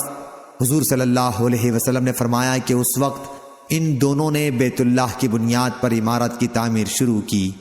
اسماعیل علیہ السلام پتھر اٹھا اٹھا کر لاتے اور ابراہیم تعمیر کرتے جاتے تھے۔ جب دیواریں بلند ہو گئیں تو اسماعیل یہ پتھر لائے اور ابراہیم علیہ السلام کے لیے اسے رکھ دیا۔ اب ابراہیم علیہ السلام اس پتھر پر کھڑے ہو کر تعمیر کرنے لگے۔ اسماعیل علیہ السلام پتھر دیتے جاتے تھے اور یہ دونوں یہ دعا پڑھتے جاتے تھے، ہمارے رب، ہماری یہ خدمت تو قبول کر، بے شک تو بڑا سننے والا اور جاننے والا ہے۔ فرمایا کہ دونوں تعمیر کرتے رہے اور بیت اللہ کے چاروں طرف گھوم گھوم کر یہ دعا پڑھتے رہے، اے ہمارے رب، ہماری طرف سے یہ خدمت قبول فرما، بے شک تو بڑا سننے والا، بہت جاننے والا ہے۔ صحیح بخاری حدیث نمبر 3364۔ ابراہیم بن نافع نے بیان کیا، ان سے کثیر بن کثیر نے، ان سے سعید بن جبیر نے، اور ان سے ابن عباس رضی اللہ عنہ نے بیان کیا کہ ابراہیم علیہ السلام اور ان کی بیوی حضرت سارہ علیہ السلام کے درمیان جو کچھ جھگڑا ہونا تھا، جب وہ ہوا تو آپ اسماعیل علیہ السلام اور ان کی والدہ حضرت ہاجرہ علیہ السلام کو لے کر نکلے۔ ان کے ساتھ ایک مشکیزہ تھا جس میں پانی تھا۔ اسماعیل علیہ السلام کی والدہ اسی مشکیزے کا پانی پیتی رہیں اور اپنا دودھ اپنے بچے کو پلاتی رہیں۔ جب ابراہیم مکہ پہنچے تو انہیں ایک بڑے درخت کے پاس ٹھہرا کر اپنے گھر واپس جانے لگے۔ اسماعیل کی والدہ ان کے پیچھے پیچھے آئیں۔ جب مقام قدا پر پہنچے تو انہوں نے پیچھے سے آواز دی کہ اے ابراہیم، ہمیں کس پر چھوڑ کر جا رہے ہیں؟ انہوں نے فرمایا کہ اللہ پر۔ ہاجرہ نے کہا کہ پھر میں اللہ پر خوش ہوں۔ بیان کیا کہ پھر حضرت ہاجرہ اپنی جگہ پر واپس چلی آئیں اور اسی مشکیزے سے پانی پیتی رہیں اور اپنا دودھ اپنے بچے کو پلاتی رہیں۔ جب پانی ختم ہو گیا تو انہوں نے سوچا کہ ادھر ادھر دیکھنا چاہیے، ممکن ہے کہ کوئی آدمی نظر آ جائے۔ راوی نے بیان کیا کہ یہی سوچ کر وہ صفا پہاڑی پر چڑھ گئیں اور چاروں طرف دیکھا کہ شاید کوئی نظر آ جائے، لیکن کوئی نظر نہ آیا۔ پھر جب وادی میں اتریں تو دوڑ کر مروہ تک آئیں، اسی طرح کئی چکر لگائے۔ پھر سوچا کہ چلو ذرا بچے کو تو دیکھوں کس حالت میں ہے۔ چنانچہ آئیں اور دیکھا تو بچہ اسی حالت میں تھا جیسے تکلیف کے مارے موت کے لیے تڑپ رہا ہو۔ یہ حال دیکھ کر ان سے صبر نہ ہو سکا۔ سوچا چلوں دوبارہ دیکھوں، ممکن ہے کہ کوئی آدمی نظر آ جائے۔ آئیں اور صفا پہاڑ پر چڑھ گئیں اور چاروں طرف نظر پھیر پھیر کر دیکھتی رہیں، لیکن کوئی نظر نہ آیا۔ اس طرح حضرت ہاجرہ نے 7 چکر لگائے۔ پھر سوچا چلوں دیکھوں بچہ کس حالت میں ہے۔ اسی وقت انہیں ایک آواز سنائی دی۔ انہوں نے آواز سے مخاطب ہو کر کہا کہ اگر تمہارے پاس کوئی بھلائی ہے تو میری مدد کر۔ وہاں جبرائیل علیہ السلام موجود تھے۔ انہوں نے اپنی ایڑی سے یوں کیا، اشارہ کر کے بتایا اور زمین ایڑی سے کھود دی۔ راوی نے بیان کیا کہ اس عمل کے نتیجے میں وہاں سے پانی پھوٹ پڑا۔ اسماعیل ڈری کہیں یہ پانی غائب نہ ہو جائے، پھر وہ زمین کھودنے لگیں۔ راوی نے بیان کیا کہ ابو القاسم صلی اللہ علیہ وسلم نے فرمایا اگر وہ پانی کو یوں ہی رہنے دیتی تو پانی زمین پر بہتا رہتا۔ غرض ہاجرہ زمزم کا پانی پیتی رہیں اور اپنا دودھ اپنے بچے کو پلاتی رہیں۔ ابن عباس رضی اللہ عنہ نے بیان کیا کہ اس کے بعد قبیلہ جرہم کے کچھ لوگ وادی کے نشیب سے گزرے۔ انہیں وہاں پرند نظر آئے۔ انہیں یہ کچھ خلاف عادت معلوم ہوا انہوں نے آپس میں کہا کہ پرندہ تو صرف پانی ہی پر اس طرح منڈلا سکتا ہے۔ ان لوگوں نے اپنا آدمی وہاں بھیجا، اس نے جا کر دیکھا تو واقعی وہاں پانی موجود تھا۔ اس نے آ کر اپنے قبیلے والوں کو خبر دی تو یہ سب لوگ یہاں آ گئے اور کہا کہ اے ام اسماعیل، کیا آپ ہمیں اپنے ساتھ رہنے کی یا یہ کہا کہ اپنے ساتھ قیام کرنے کی اجازت دیں گی؟ پھر ان کے بیٹے اسماعیل علیہ السلام بالغ ہوئے اور قبیلہ جرہمی ہی کی ایک لڑکی سے ان کا نکاح ہو گیا۔ ابن عباس رضی اللہ عنہ نے بیان کیا کہ پھر ابراہیم علیہ السلام کو خیال آیا اور انہوں نے اپنی اہلیہ حضرت سارہ سے فرمایا کہ میں جن لوگوں کو مکے میں چھوڑ آیا تھا ان کی خبر لینے جاؤں گا۔ ابن عباس رضی اللہ عنہ نے بیان کیا کہ پھر ابراہیم علیہ السلام مکہ تشریف لائے اور سلام کر کے دریافت فرمایا کہ اسماعیل کہاں ہیں؟ ان کی بیوی نے بتایا کہ شکار کے لیے گئے ہیں۔ انہوں نے فرمایا کہ جب وہ آئیں تو ان سے کہنا کہ اپنے دروازے کی چوکھٹ بدل ڈالیں۔ جب اسماعیل علیہ السلام آئے تو ان کی بیوی نے واقعے کی اطلاع دی۔ اسماعیل علیہ السلام نے فرمایا تم ہی ہو جسے بدلنے کے لیے ابراہیم علیہ السلام کہہ گئے ہیں، اب تم اپنے گھر جا سکتی ہو۔ بیان کیا کہ پھر ایک مدت کے بعد دوبارہ ابراہیم علیہ السلام کو خیال ہوا اور انہوں نے اپنی بیوی سے فرمایا کہ میں جن لوگوں کو چھوڑ آیا ہوں انہیں دیکھنے جاؤں گا۔ راوی نے بیان کیا کہ ابراہیم علیہ السلام تشریف لائے اور دریافت فرمایا کہ اسماعیل کہاں ہیں؟ ان کی بیوی نے بتایا کہ شکار کے لیے گئے ہیں۔ انہوں نے یہ بھی کہا کہ آپ ٹھہریے اور کھانا تناول فرما لیجئے۔ ابراہیم علیہ السلام نے دریافت فرمایا کہ تم لوگ کھاتے پیتے کیا ہو؟ انہوں نے بتایا کہ گوشت کھاتے ہیں اور پانی پیتے ہیں۔ آپ نے دعا کی کہ اے اللہ ان کے کھانے اور ان کے پانی میں برکت نازل فرما۔ بیان کیا کہ ابو القاسم صلی اللہ علیہ وسلم نے فرمایا ابراہیم علیہ السلام کی اس دعا کی برکت اب تک چلی آ رہی ہے۔ راوی نے بیان کیا کہ پھر تیسری بار ابراہیم علیہ السلام کو ایک مدت کے بعد خیال ہوا اور اپنی اہلیہ سے انہوں نے کہا کہ جن کو میں چھوڑ آیا ہوں ان کی خبر لینے مکہ جاؤں گا۔ چنانچہ آپ تشریف لائے اور اس مرتبہ اسماعیل علیہ السلام سے ملاقات ہوئی جو زمزم کے پیچھے اپنے تیر ٹھیک کر رہے تھے۔ ابراہیم علیہ السلام نے فرمایا اے اسماعیل، تمہارے رب نے مجھے حکم دیا ہے کہ میں یہاں اس کا ایک گھر بناؤں۔ بیٹے نے عرض کیا کہ پھر آپ اپنے رب کا حکم بجا لائیے۔ انہوں نے فرمایا اور مجھے یہ بھی حکم دیا ہے کہ تم اس کام میں میری مدد کرو۔ عرض کیا کہ میں اس کے لیے تیار ہوں، یا اسی قسم کے اور الفاظ ادا کیے۔ راوی نے بیان کیا کہ پھر دونوں باپ بیٹے اٹھے۔ ابراہیم علیہ السلام دیواریں اٹھاتے جاتے اور اسماعیل علیہ السلام انہیں پتھر لا لا کر دیتے تھے اور دونوں یہ دعا کرتے جاتے تھے اے ہمارے رب، ہماری طرف سے یہ خدمت قبول کر، بے شک تو بڑا سننے والا جاننے والا ہے۔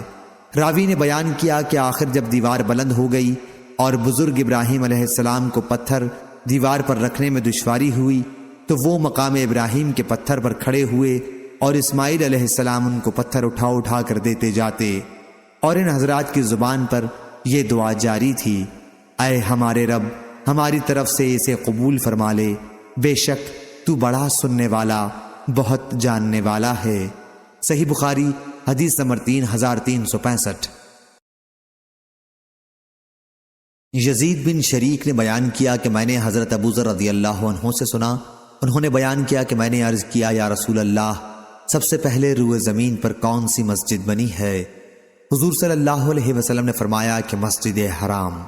انہوں نے بیان کیا کہ پھر میں نے عرض کیا اور اس کے بعد؟ فرمایا مسجد اقصی، بیت المقدس۔ میں نے عرض کیا ان دونوں کی تعمیر کے درمیان میں کتنا فاصلہ رہا ہے؟ آپ نے فرمایا کہ 40 سال۔ پھر فرمایا اب جہاں بھی تجھ کو نماز کا وقت ہو جائے وہاں نماز پڑھ لے، بڑی فضیلت نماز پڑھنا ہے۔ صحیح بخاری حدیث نمبر 3366۔ عبداللہ بن مسلمہ نے بیان کیا ان سے امام مالک نے ان سے مطلب کہ آزاد کردہ غلام عمرو بن ابی عمرو نے اور ان سے حضرت انس بن مالک رضی اللہ عنہ نے کہ رسول اللہ صلی اللہ علیہ وسلم نے احد پہاڑ کو دیکھ کر فرمایا کہ یہ پہاڑ ہم سے محبت رکھتا ہے اور ہم اس سے محبت رکھتے ہیں۔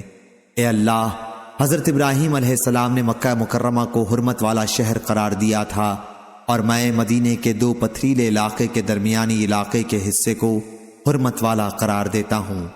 اس حدیث کو عبداللہ بن زید رضی اللہ عنہ نے بھی نبی کریم صلی اللہ علیہ وسلم سے روایت کیا ہے۔ صحیح بخاری حدیث نمبر 3367۔ عبداللہ بن عمر رضی اللہ عنہ کو ابن ابی بکر نے خبر دی اور انہیں نبی کریم صلی اللہ علیہ وسلم کی زوجہ مطہرہ حضرت عائشہ رضی اللہ عنہا نے کہ رسول اللہ صلی اللہ علیہ وسلم نے فرمایا، تمہیں معلوم نہیں کہ جب تمہاری قوم نے کعبے کی نئی تعمیر کی تو کعبے کی ابراہیمی بنیاد کو چھوڑ دیا۔ میں نے عرض کیا، یا رسول اللہ، پھر آپ ابراہیمی بنیادوں کے مطابق دوبارہ اس کی تعمیر کیوں نہیں کر دیتے؟ حضور صلی اللہ علیہ وسلم نے فرمایا کہ اگر تمہاری قوم کا زمانہ کفر سے قریب نہ ہوتا تو میں ایسا ہی کرتا۔ عبداللہ بن عمر رضی اللہ عنہ نے کہا کہ جب یہ حدیث حضرت عائشہ رضی اللہ عنہا نے رسول اللہ صلی اللہ علیہ وسلم سے سنی ہے تو میرا خیال ہے کہ حضور صلی اللہ علیہ وسلم نے ان دونوں رکنوں کے جو حجر اسود کے قریب ہیں بوسہ لینے کو صرف اسی وجہ سے چھوڑا تھا کہ بیت اللہ حضرت ابراہیم کی بنیاد پر نہیں بنا ہے، یہ دونوں رکن آگے ہٹ گئے ہیں۔ اسماعیل بن ابی اویس نے اس حدیث میں عبداللہ بن محمد بن ابی بکر کہا۔ صحیح بخاری حدیث نمبر 3368۔ مالک بن انس نے خبر دی، انہیں عبداللہ بن ابی بکر بن محمد بن عمرو بن حزم نے، انہیں ان کے والد نے، انہیں عمرو بن سلیم زرقی نے، انہوں نے کہا کہ مجھ کو ابو حمید سعدی رضی اللہ عنہ نے خبر دی کہ صحابہ رضی اللہ عنہم نے عرض کیا، یا رسول اللہ، ہم آپ پر کس طرح درود بھیجا کریں؟ تو رسول اللہ صلی اللہ علیہ وسلم نے فرمایا کہ یوں کہا کرو، اے اللہ، رحمت نازل فرما محمد پر اور ان کی بیویوں پر اور ان کی اولاد پر، جیسا کہ تو نے رحمت نازل فرمائی آل ابراہیم پر، اور اپنی برکت نازل فرما محمد پر اور ان کی بیویوں اور اولاد پر، جیسا کہ تو نے برکت نازل فرمائی آل ابراہیم پر، بے شک تو انتہائی خوبیوں والا اور عظمت والا ہے۔ صحیح بخاری حدیث نمبر 3369۔ ابو قرہ مسلم بن سالم حمدانی نے بیان کیا، انہوں نے کہا کہ مجھ سے عبداللہ بن عیسیٰ نے بیان کیا، انہوں نے عبد الرحمن بن ابی لیلہ سے سنا، انہوں نے بیان کیا کہ ایک مرتبہ کعب بن عجرہ رضی اللہ عنہ سے میری ملاقات ہوئی تو انہوں نے کہا، کیوں نہ میں تمہیں حدیث کا ایک تحفہ پہنچا دوں جو میں نے رسول اللہ صلی اللہ علیہ وسلم سے سنا تھا۔ میں نے عرض کیا، جی ہاں، مجھے یہ تحفہ ضرور عنایت فرمائیے۔ انہوں نے بیان کیا کہ ہم نے حضرت صلی اللہ علیہ وسلم سے پوچھا تھا، یا رسول اللہ، ہم آپ پر اور آپ کے اہل بیت پر کس طرح درود بھیجا کریں؟ اللہ تعالیٰ نے سلام بھیجنے کا طریقہ تو ہمیں خود ہی سکھا دیا ہے۔ حضور صلی اللہ علیہ وسلم نے فرمایا کہ یوں کہا کرو، اے اللہ، اپنی رحمت نازل فرما محمد صلی اللہ علیہ وسلم پر اور آل محمد پر، جیسا کہ تو نے اپنی رحمت نازل فرمائی ابراہیم پر اور آل ابراہیم علیہ السلام پر، بے شک تو بڑی خوبیوں والا اور بزرگی والا ہے۔ اے اللہ، برکت نازل فرما محمد پر اور آل محمد پر، جیسا کہ تو نے برکت نازل فرمائی ابراہیم پر اور آل ابراہیم پر، بے شک تو بڑی خوبیوں والا اور بڑی عظمت والا ہے۔ صحیح بخاری حدیث نمبر 3370۔ جریر نے بیان کیا، ان سے منصور نے، ان سے منہال نے، ان سے سعید بن جبیر نے اور ان سے ابن عباس رضی اللہ عنہ نے بیان کیا کہ نبی کریم صلی اللہ علیہ وسلم حضرت حسن و حسین رضی اللہ عنہما کے لیے پناہ طلب کیا کرتے تھے اور فرماتے تھے کہ تمہارے بزرگ دادا ابراہیم علیہ السلام بھی ان کلمات کے ذریعے اللہ کی پناہ اسماعیل اور اسحاق علیہ السلام کے لیے مانگا کرتے تھے۔ میں پناہ مانگتا ہوں اللہ کے پورے کلمات کے ذریعے ہر ایک شیطان سے اور ہر زہریلے جانور سے اور ہر نقصان پہنچانے والی نظر بد سے۔ صحیح بخاری حدیث نمبر 3371۔ یونس نے خبر دی، انہیں ابن شہاب نے، انہیں ابو سلمہ بن عبد الرحمن اور سعید بن مسیب نے، انہیں حضرت ابو ہریرہ رضی اللہ عنہ نے کہ رسول اللہ صلی اللہ علیہ وسلم نے فرمایا، ہم حضرت ابراہیم علیہ السلام کے مقابلے میں شک کرنے کے زیادہ مستحق ہیں، جبکہ انہوں نے کہا تھا کہ میرے رب، مجھے دکھا کہ تو مردوں کو کس طرح زندہ کرتا ہے۔ اللہ تعالیٰ نے فرمایا، کیا تم ایمان نہیں لائے؟ انہوں نے عرض کیا کہ کیوں نہیں، لیکن یہ صرف اس لیے تاکہ میرے دل کو اور زیادہ اطمینان ہو جائے اور اللہ لوط علیہ السلام پر رحم کرے کہ وہ زبردست رکن یعنی اللہ کریم کی پناہ لیتے تھے، اور اگر میں اتنی مدت تک قید خانے میں رہتا جتنی مدت تک یوسف علیہ السلام رہے تو میں بلانے والے کی بات ضرور مان لیتا۔ صحیح بخاری حدیث نمبر 3372۔ سلمہ بن اکو رضی اللہ عنہ نے بیان کیا کہ نبی کریم صلی اللہ علیہ وسلم قبیلہ اسلم کی ایک جماعت سے گزرے جو تیر اندازی میں مقابلہ کر رہی تھی۔ حضور صلی اللہ علیہ وسلم نے فرمایا، اے بنو اسماعیل، تیر اندازی کیے جاؤ، کیونکہ تمہارے بزرگ دادا بھی تیر انداز تھے اور میں بنو فلاں کے ساتھ ہوں۔ راوی نے بیان کیا کہ یہ سنتے ہی دوسرے فریق نے تیر اندازی بند کر دی۔ حضور صلی اللہ علیہ وسلم نے فرمایا، کیا بات ہوئی، تم لوگ تیر کیوں نہیں چلاتے؟ انہوں نے عرض کیا، یا رسول اللہ، جب آپ فریق مقابل کے ساتھ ہو گئے تو اب ہم کس طرح تیر چلا سکتے ہیں؟ اس پر حضور صلی اللہ علیہ وسلم نے فرمایا، مقابلہ جاری رکھو، میں تم سب کے ساتھ ہوں۔ صحیح بخاری حدیث نمبر 3373۔ اسحاق بن ابراہیم نے بیان کیا، کہا ہم نے معتمر بن سلیمان سے سنا، انہوں نے عبید اللہ عمری سے، انہوں نے سعید بن ابی سعید مقبری سے اور ان سے ابو ہریرہ رضی اللہ عنہ نے بیان کیا کہ نبی کریم صلی اللہ علیہ وسلم سے پوچھا گیا، سب سے زیادہ شریف کون ہے؟ آپ نے فرمایا کہ جو سب سے زیادہ متقی ہو وہ سب سے زیادہ شریف ہے۔ صحابہ رضی اللہ عنہم نے عرض کیا، یا رسول اللہ، ہمارے سوال کا مقصد یہ نہیں ہے۔ آپ نے فرمایا کہ پھر سب سے زیادہ شریف یوسف نبی اللہ بن نبی اللہ، یعقوب بن نبی اللہ، اسحاق بن خلیل اللہ، ابراہیم علیہ السلام تھے۔ صحابہ رضی اللہ عنہم نے عرض کیا، ہمارے سوال کا مقصد یہ بھی نہیں ہے۔ آپ نے فرمایا کہ کیا تم لوگ عرب کے شرفاء کے بارے میں پوچھنا چاہتے ہو؟ صحابہ رضی اللہ عنہم نے عرض کیا کہ جی ہاں۔ آپ نے فرمایا کہ پھر جاہلیت میں جو لوگ شریف اور اچھے عادات و اخلاق کے تھے وہ اسلام لانے کے بعد بھی شریف اور اچھے سمجھے جائیں گے، جبکہ وہ دین کی سمجھ بھی حاصل کریں۔ صحیح بخاری حدیث نمبر 3374۔ ابو زناد نے بیان کیا، ان سے اعرج نے اور ان سے حضرت ابو ہریرہ رضی اللہ عنہ نے کہ نبی کریم صلی اللہ علیہ وسلم نے فرمایا، اللہ تعالی حضرت لوط علیہ السلام کی مغفرت فرمائے، وہ زبردست رکن یعنی اللہ کی پناہ میں گئے تھے۔ صحیح بخاری حدیث نمبر 3375۔ سفیان نے بیان کیا، ان سے ابو اسحاق نے، ان سے اسود نے اور ان سے حضرت عبداللہ بن مسعود رضی اللہ عنہ نے بیان کیا کہ نبی کریم صلی اللہ علیہ وسلم نے فحل میں مدکر پڑھا تھا۔ صحیح بخاری حدیث نمبر 3376۔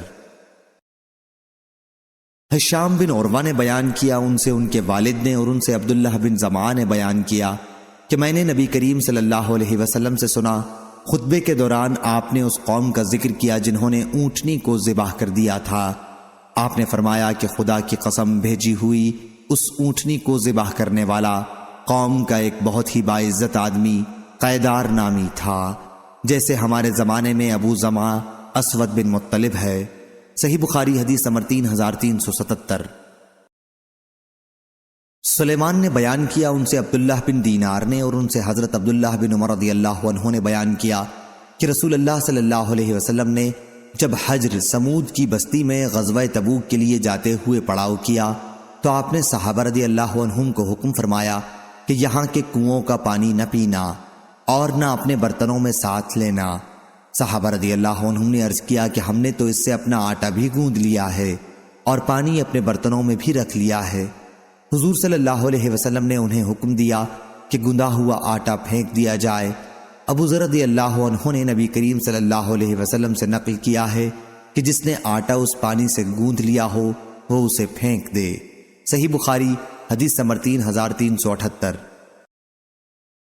انس بن ایاز نے بیان کیا، ان سے عبید اللہ نے، ان سے نافع نے اور انہیں عبداللہ بن عمر رضی اللہ عنہ نے خبر دی کہ صحابہ رضی اللہ عنہم نے نبی کریم صلی اللہ علیہ وسلم کے ساتھ سمود کی بستی حجر میں پڑاؤ کیا تو وہاں کے کنووں کا پانی اپنے برتنوں میں بھر لیا اور آٹا بھی اس پانی سے گوندھ لیا، لیکن حضور صلی اللہ علیہ وسلم نے انہیں حکم دیا کہ جو پانی انہوں نے اپنے برتنوں میں بھر لیا ہے اسے انڈیل دیں اور گندا ہوا آٹا جانوروں کو کھلا دیں۔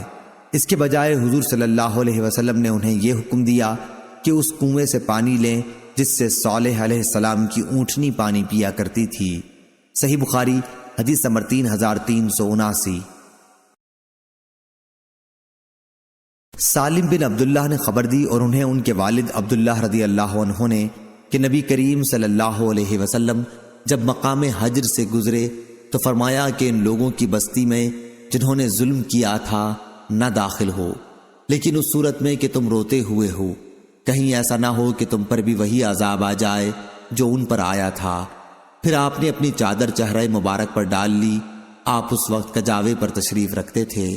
صحیح بخاری حدیث نمبر 3380۔ وہب نے بیان کیا، ان سے ان کے والد نے بیان کیا، انہوں نے یونس سے سنا، انہوں نے زہری سے، انہوں نے سالم سے، اور ان سے حضرت ابن عمر رضی اللہ عنہ نے بیان کیا کہ نبی کریم صلی اللہ علیہ وسلم نے فرمایا کہ جب تمہیں ان لوگوں کی بستی سے گزرنا پڑے جنہوں نے اپنی جانوں پر ظلم کیا تھا تو روتے ہوئے گزرو، کہیں تمہیں بھی وہ عذاب آ نہ پکڑے جس میں یہ ظالم لوگ گرفتار کیے گئے تھے۔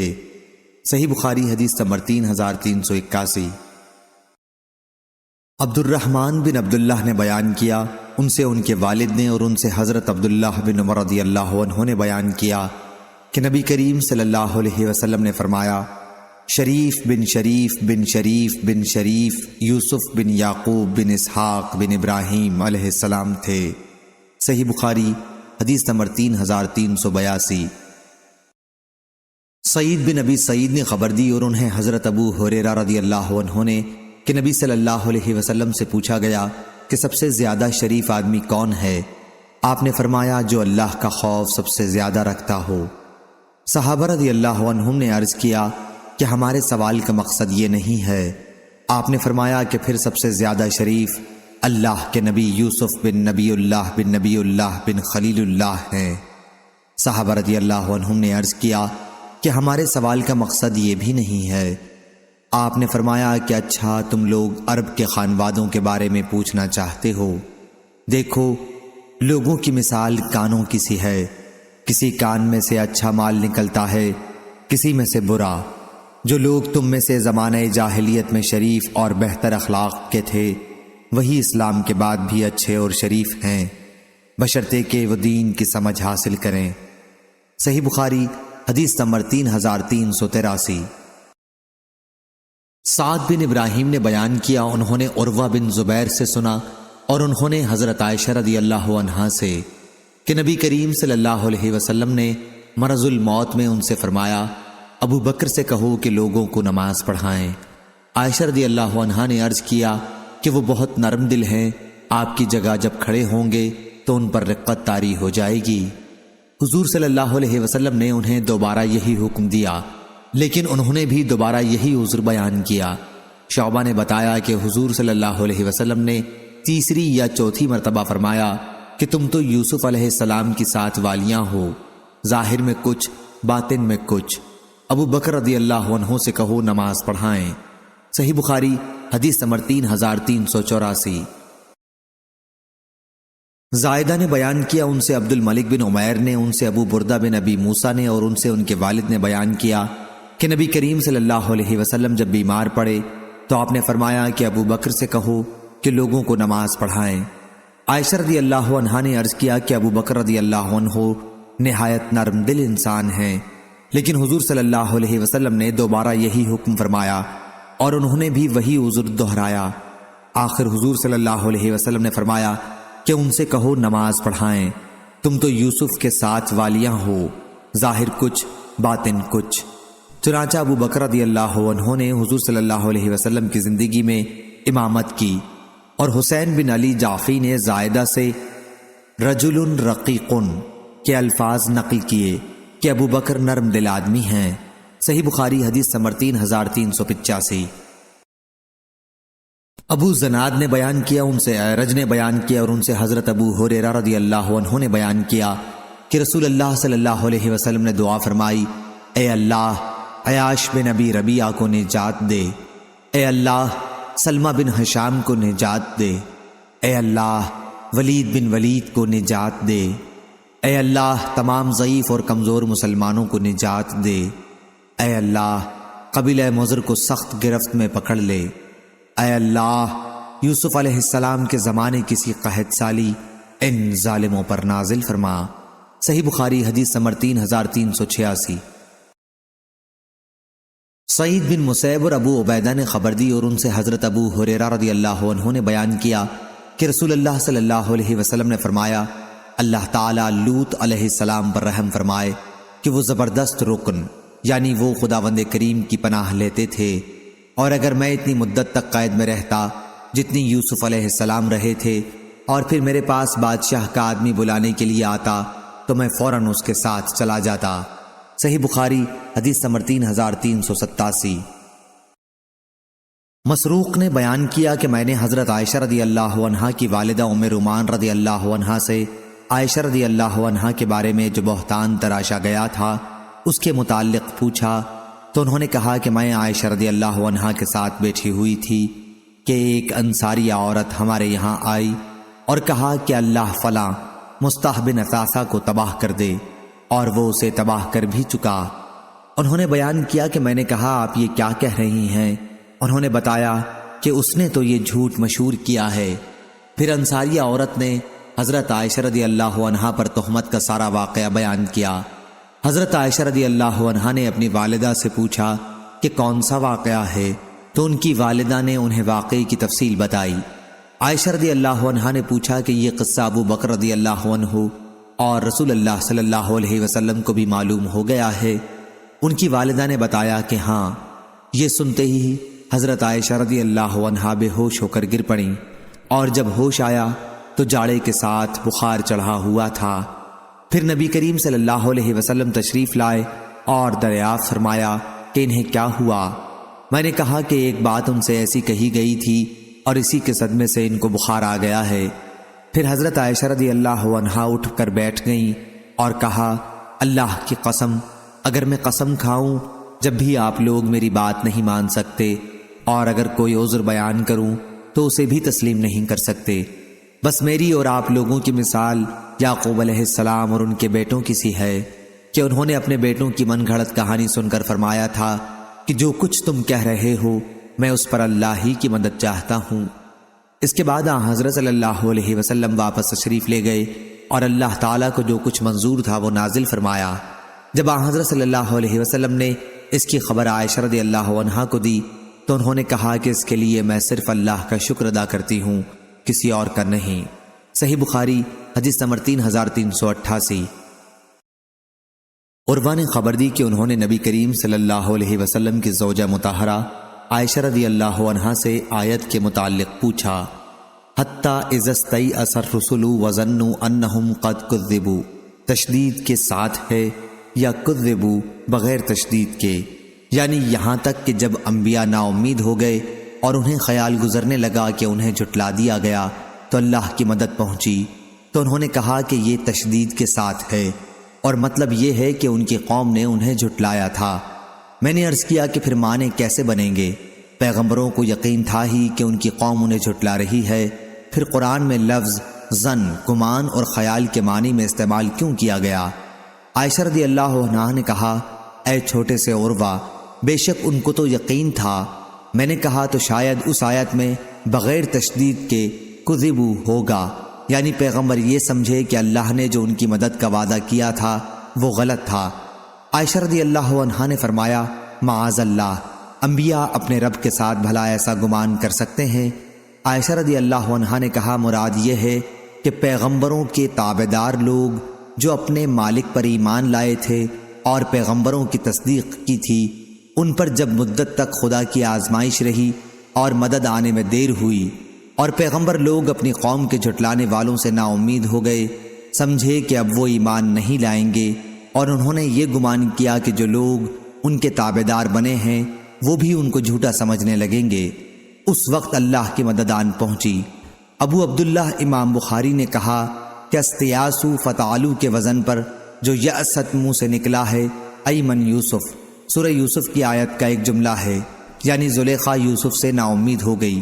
لا تائسو من روح اللہ، سورہ یوسف آیت نمبر 87، یعنی اللہ سے امید رکھو، نا امید نہ ہو۔ صحیح بخاری حدیث نمبر 3389۔ عبد الرحمن نے بیان کیا، ان سے ان کے والد عبداللہ بن دینار نے بیان کیا، اور ان سے عبداللہ بن عمر رضی اللہ عنہ نے بیان کیا کہ نبی کریم صلی اللہ علیہ وسلم نے فرمایا، شریف بن شریف بن شریف بن شریف یوسف بن یعقوب بن اسحاق بن ابراہیم علیہ السلام ہیں۔ صحیح بخاری حدیث نمبر 3390۔ معمر نے خبر دی انہیں حمام نے اور انہیں حضرت ابو ہریرہ رضی اللہ عنہ نے کہ نبی کریم صلی اللہ علیہ وسلم نے فرمایا، ایوب ننگے غسل کر رہے تھے کہ سونے کی ٹڈیاں ان پر گرنے لگیں، وہ ان کو اپنے کپڑے میں جمع کرنے لگے۔ ان کے پروردگار نے ان کو پکارا کہ اے ایوب، جو کچھ تم دیکھ رہے ہو سونے کی ٹڈیاں، کیا میں نے تمہیں اس سے بے پرواہ نہیں کر دیا ہے؟ انہوں نے عرض کیا کہ صحیح ہے اے رب العزت، لیکن تیری برکت سے میں کس طرح بے پرواہ ہو سکتا ہوں؟ صحیح بخاری حدیث نمبر 3391۔ عقیل نے بیان کیا ان سے ابن شہاب نے، انہوں نے عروہ بن زبیر سے سنا، انہوں نے بیان کیا کہ حضرت عائشہ رضی اللہ عنہا نے کہا، پھر نبی کریم صلی اللہ علیہ وسلم غار حرا سے ام المومنین حضرت خدیجہ رضی اللہ عنہا کے پاس لوٹ آئے تو آپ کا دل دھڑک رہا تھا۔ حضرت خدیجہ رضی اللہ عنہا آپ کو ورقہ بن نوفل کے پاس لے گئیں۔ وہ نصرانی ہو گئے تھے اور انجیل کو عربی میں پڑھتے تھے۔ ورقہ نے پوچھا کہ آپ کیا دیکھتے ہیں؟ آپ نے انہیں بتایا تو انہوں نے کہا کہ یہی ہیں وہ ناموس جنہیں اللہ تعالیٰ نے موسیٰ علیہ السلام کے پاس بھیجا تھا، اور اگر میں تمہارے زمانے تک زندہ رہا تو میں تمہاری پوری مدد کروں گا۔ ناموس محرم راز کو کہتے ہیں، جو ایسے راز سے بھی آگاہ ہو جو آدمی دوسروں سے چھپائے۔ صحیح بخاری حدیث نمبر 3392۔ قتادہ نے بیان کیا ان سے انس بن مالک رضی اللہ عنہ نے اور ان سے حضرت مالک بن صعصع رضی اللہ عنہ نے کہ رسول اللہ صلی اللہ علیہ وسلم نے ان سے اس رات کے متعلق بیان کیا جس میں آپ کو معراج ہوا، کہ جب آپ 5ویں آسمان پر تشریف لے گئے تو وہاں ہارون علیہ السلام ملے۔ جبریل علیہ السلام نے بتایا کہ یہ ہارون علیہ السلام ہیں، انہیں سلام کیجئے۔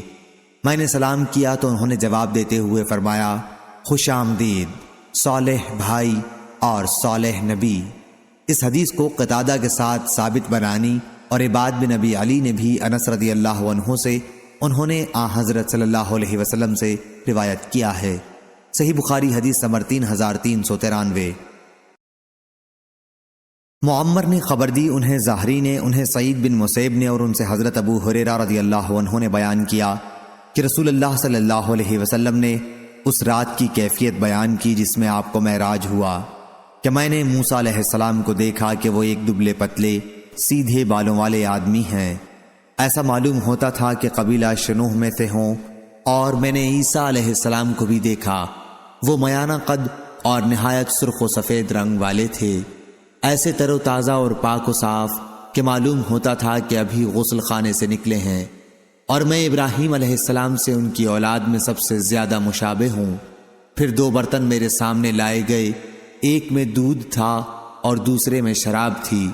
جبریل علیہ السلام نے کہا کہ دونوں چیزوں میں سے آپ کا جو جی چاہے پیجئے۔ میں نے دودھ کا پیالہ اپنے ہاتھ میں لے لیا اور اسے پی گیا۔ مجھ سے کہا گیا کہ آپ نے فطرت کو اختیار کیا، دودھ آدمی کی پیدائشی غذا ہے، اگر اس کے بجائے آپ نے شراب پی ہوتی تو آپ کی امت گمراہ ہو جاتی۔ صحیح بخاری حدیث نمبر 3394۔ ابو العالیہ نے بیان کیا اور ان سے تمہارے نبی کے چچا زاد بھائی یعنی حضرت ابن عباس رضی اللہ عنہ نے بیان کیا کہ نبی کریم صلی اللہ علیہ وسلم نے فرمایا، کسی شخص کو یوں نہ کہنا چاہیے کہ میں یونس بن متی سے بہتر ہوں۔ حضور صلی اللہ علیہ وسلم نے ان کا نام ان کے والد کی طرف منسوب کر کے لیا۔ صحیح بخاری حدیث نمبر 3395۔ ایوب سختیانی نے بیان کیا ان سے سعید بن جبیر کے صاحبزادے عبداللہ نے اپنے والد سے اور ان سے ابن عباس رضی اللہ عنہ نے کہ جب نبی کریم صلی اللہ علیہ وسلم مدینہ تشریف لائے تو وہاں کے لوگ ایک دن یعنی عاشورہ کے دن روزہ رکھتے تھے۔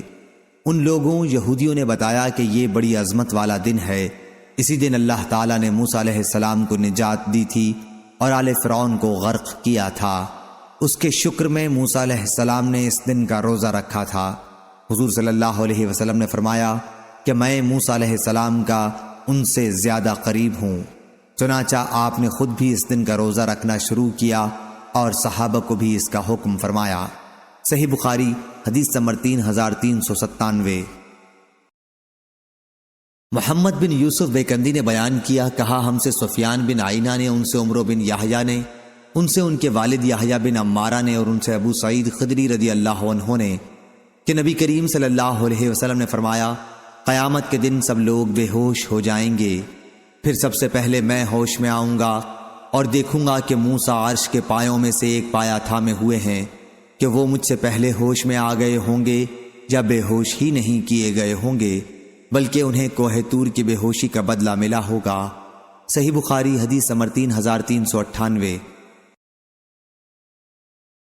معمر نے خبر دی، انہیں حمام نے اور ان سے ابو ہریرہ رضی اللہ عنہ نے بیان کیا کہ نبی کریم صلی اللہ علیہ وسلم نے فرمایا، اگر بنی اسرائیل نہ ہوتے، سلوہ کا گوشت جمع کر کے نہ رکھتے تو گوشت کبھی نہ سڑتا، اور اگر حوا نہ ہوتی یعنی حضرت آدم علیہ السلام سے دغا نہ کرتی تو کوئی عورت اپنے شوہر کی خیانت کبھی نہ کرتی۔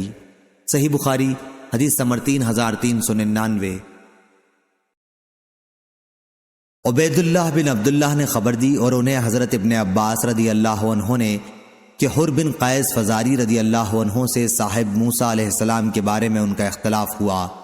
پھر حضرت ابی بن کعب رضی اللہ عنہ وہاں سے گزرے تو عبداللہ بن عباس رضی اللہ عنہ نے انہیں بلایا اور کہا کہ میرا اپنے ان ساتھی سے صاحب موسیٰ کے بارے میں اختلاف ہو گیا ہے، جن سے ملاقات کے لیے موسیٰ علیہ السلام نے راستہ پوچھا تھا، کیا رسول اللہ صلی اللہ علیہ وسلم سے آپ نے ان کے بارے میں کچھ سنا ہے؟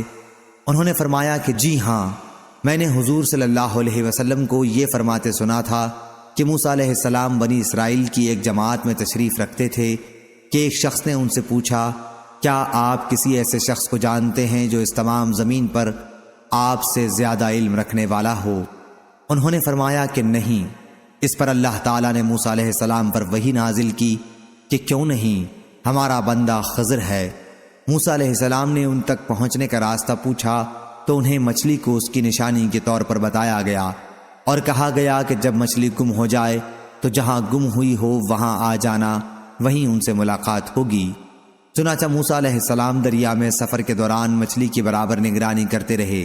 پھر ان سے ان کے رفیق سفر نے کہا، کیا آپ نے خیال نہیں کیا جب ہم چٹان کے پاس ٹھہرے تو میں مچھلی کے متعلق آپ کو بتانا بھول گیا تھا اور مجھے شیطان نے اسے یاد رکھنے سے غافل رکھا؟ موسیٰ علیہ السلام نے فرمایا کہ اسی کی تو ہمیں تلاش ہے۔ چنانچہ یہ بزرگ اسی راستے سے پیچھے کی طرف لوٹے اور حضرت خضر علیہ السلام سے ملاقات ہوئی۔ ان دونوں کے ہی وہ حالات ہیں جنہیں اللہ تعالیٰ نے اپنی کتاب میں بیان فرمایا ہے۔ صحیح بخاری حدیث نمبر 3400۔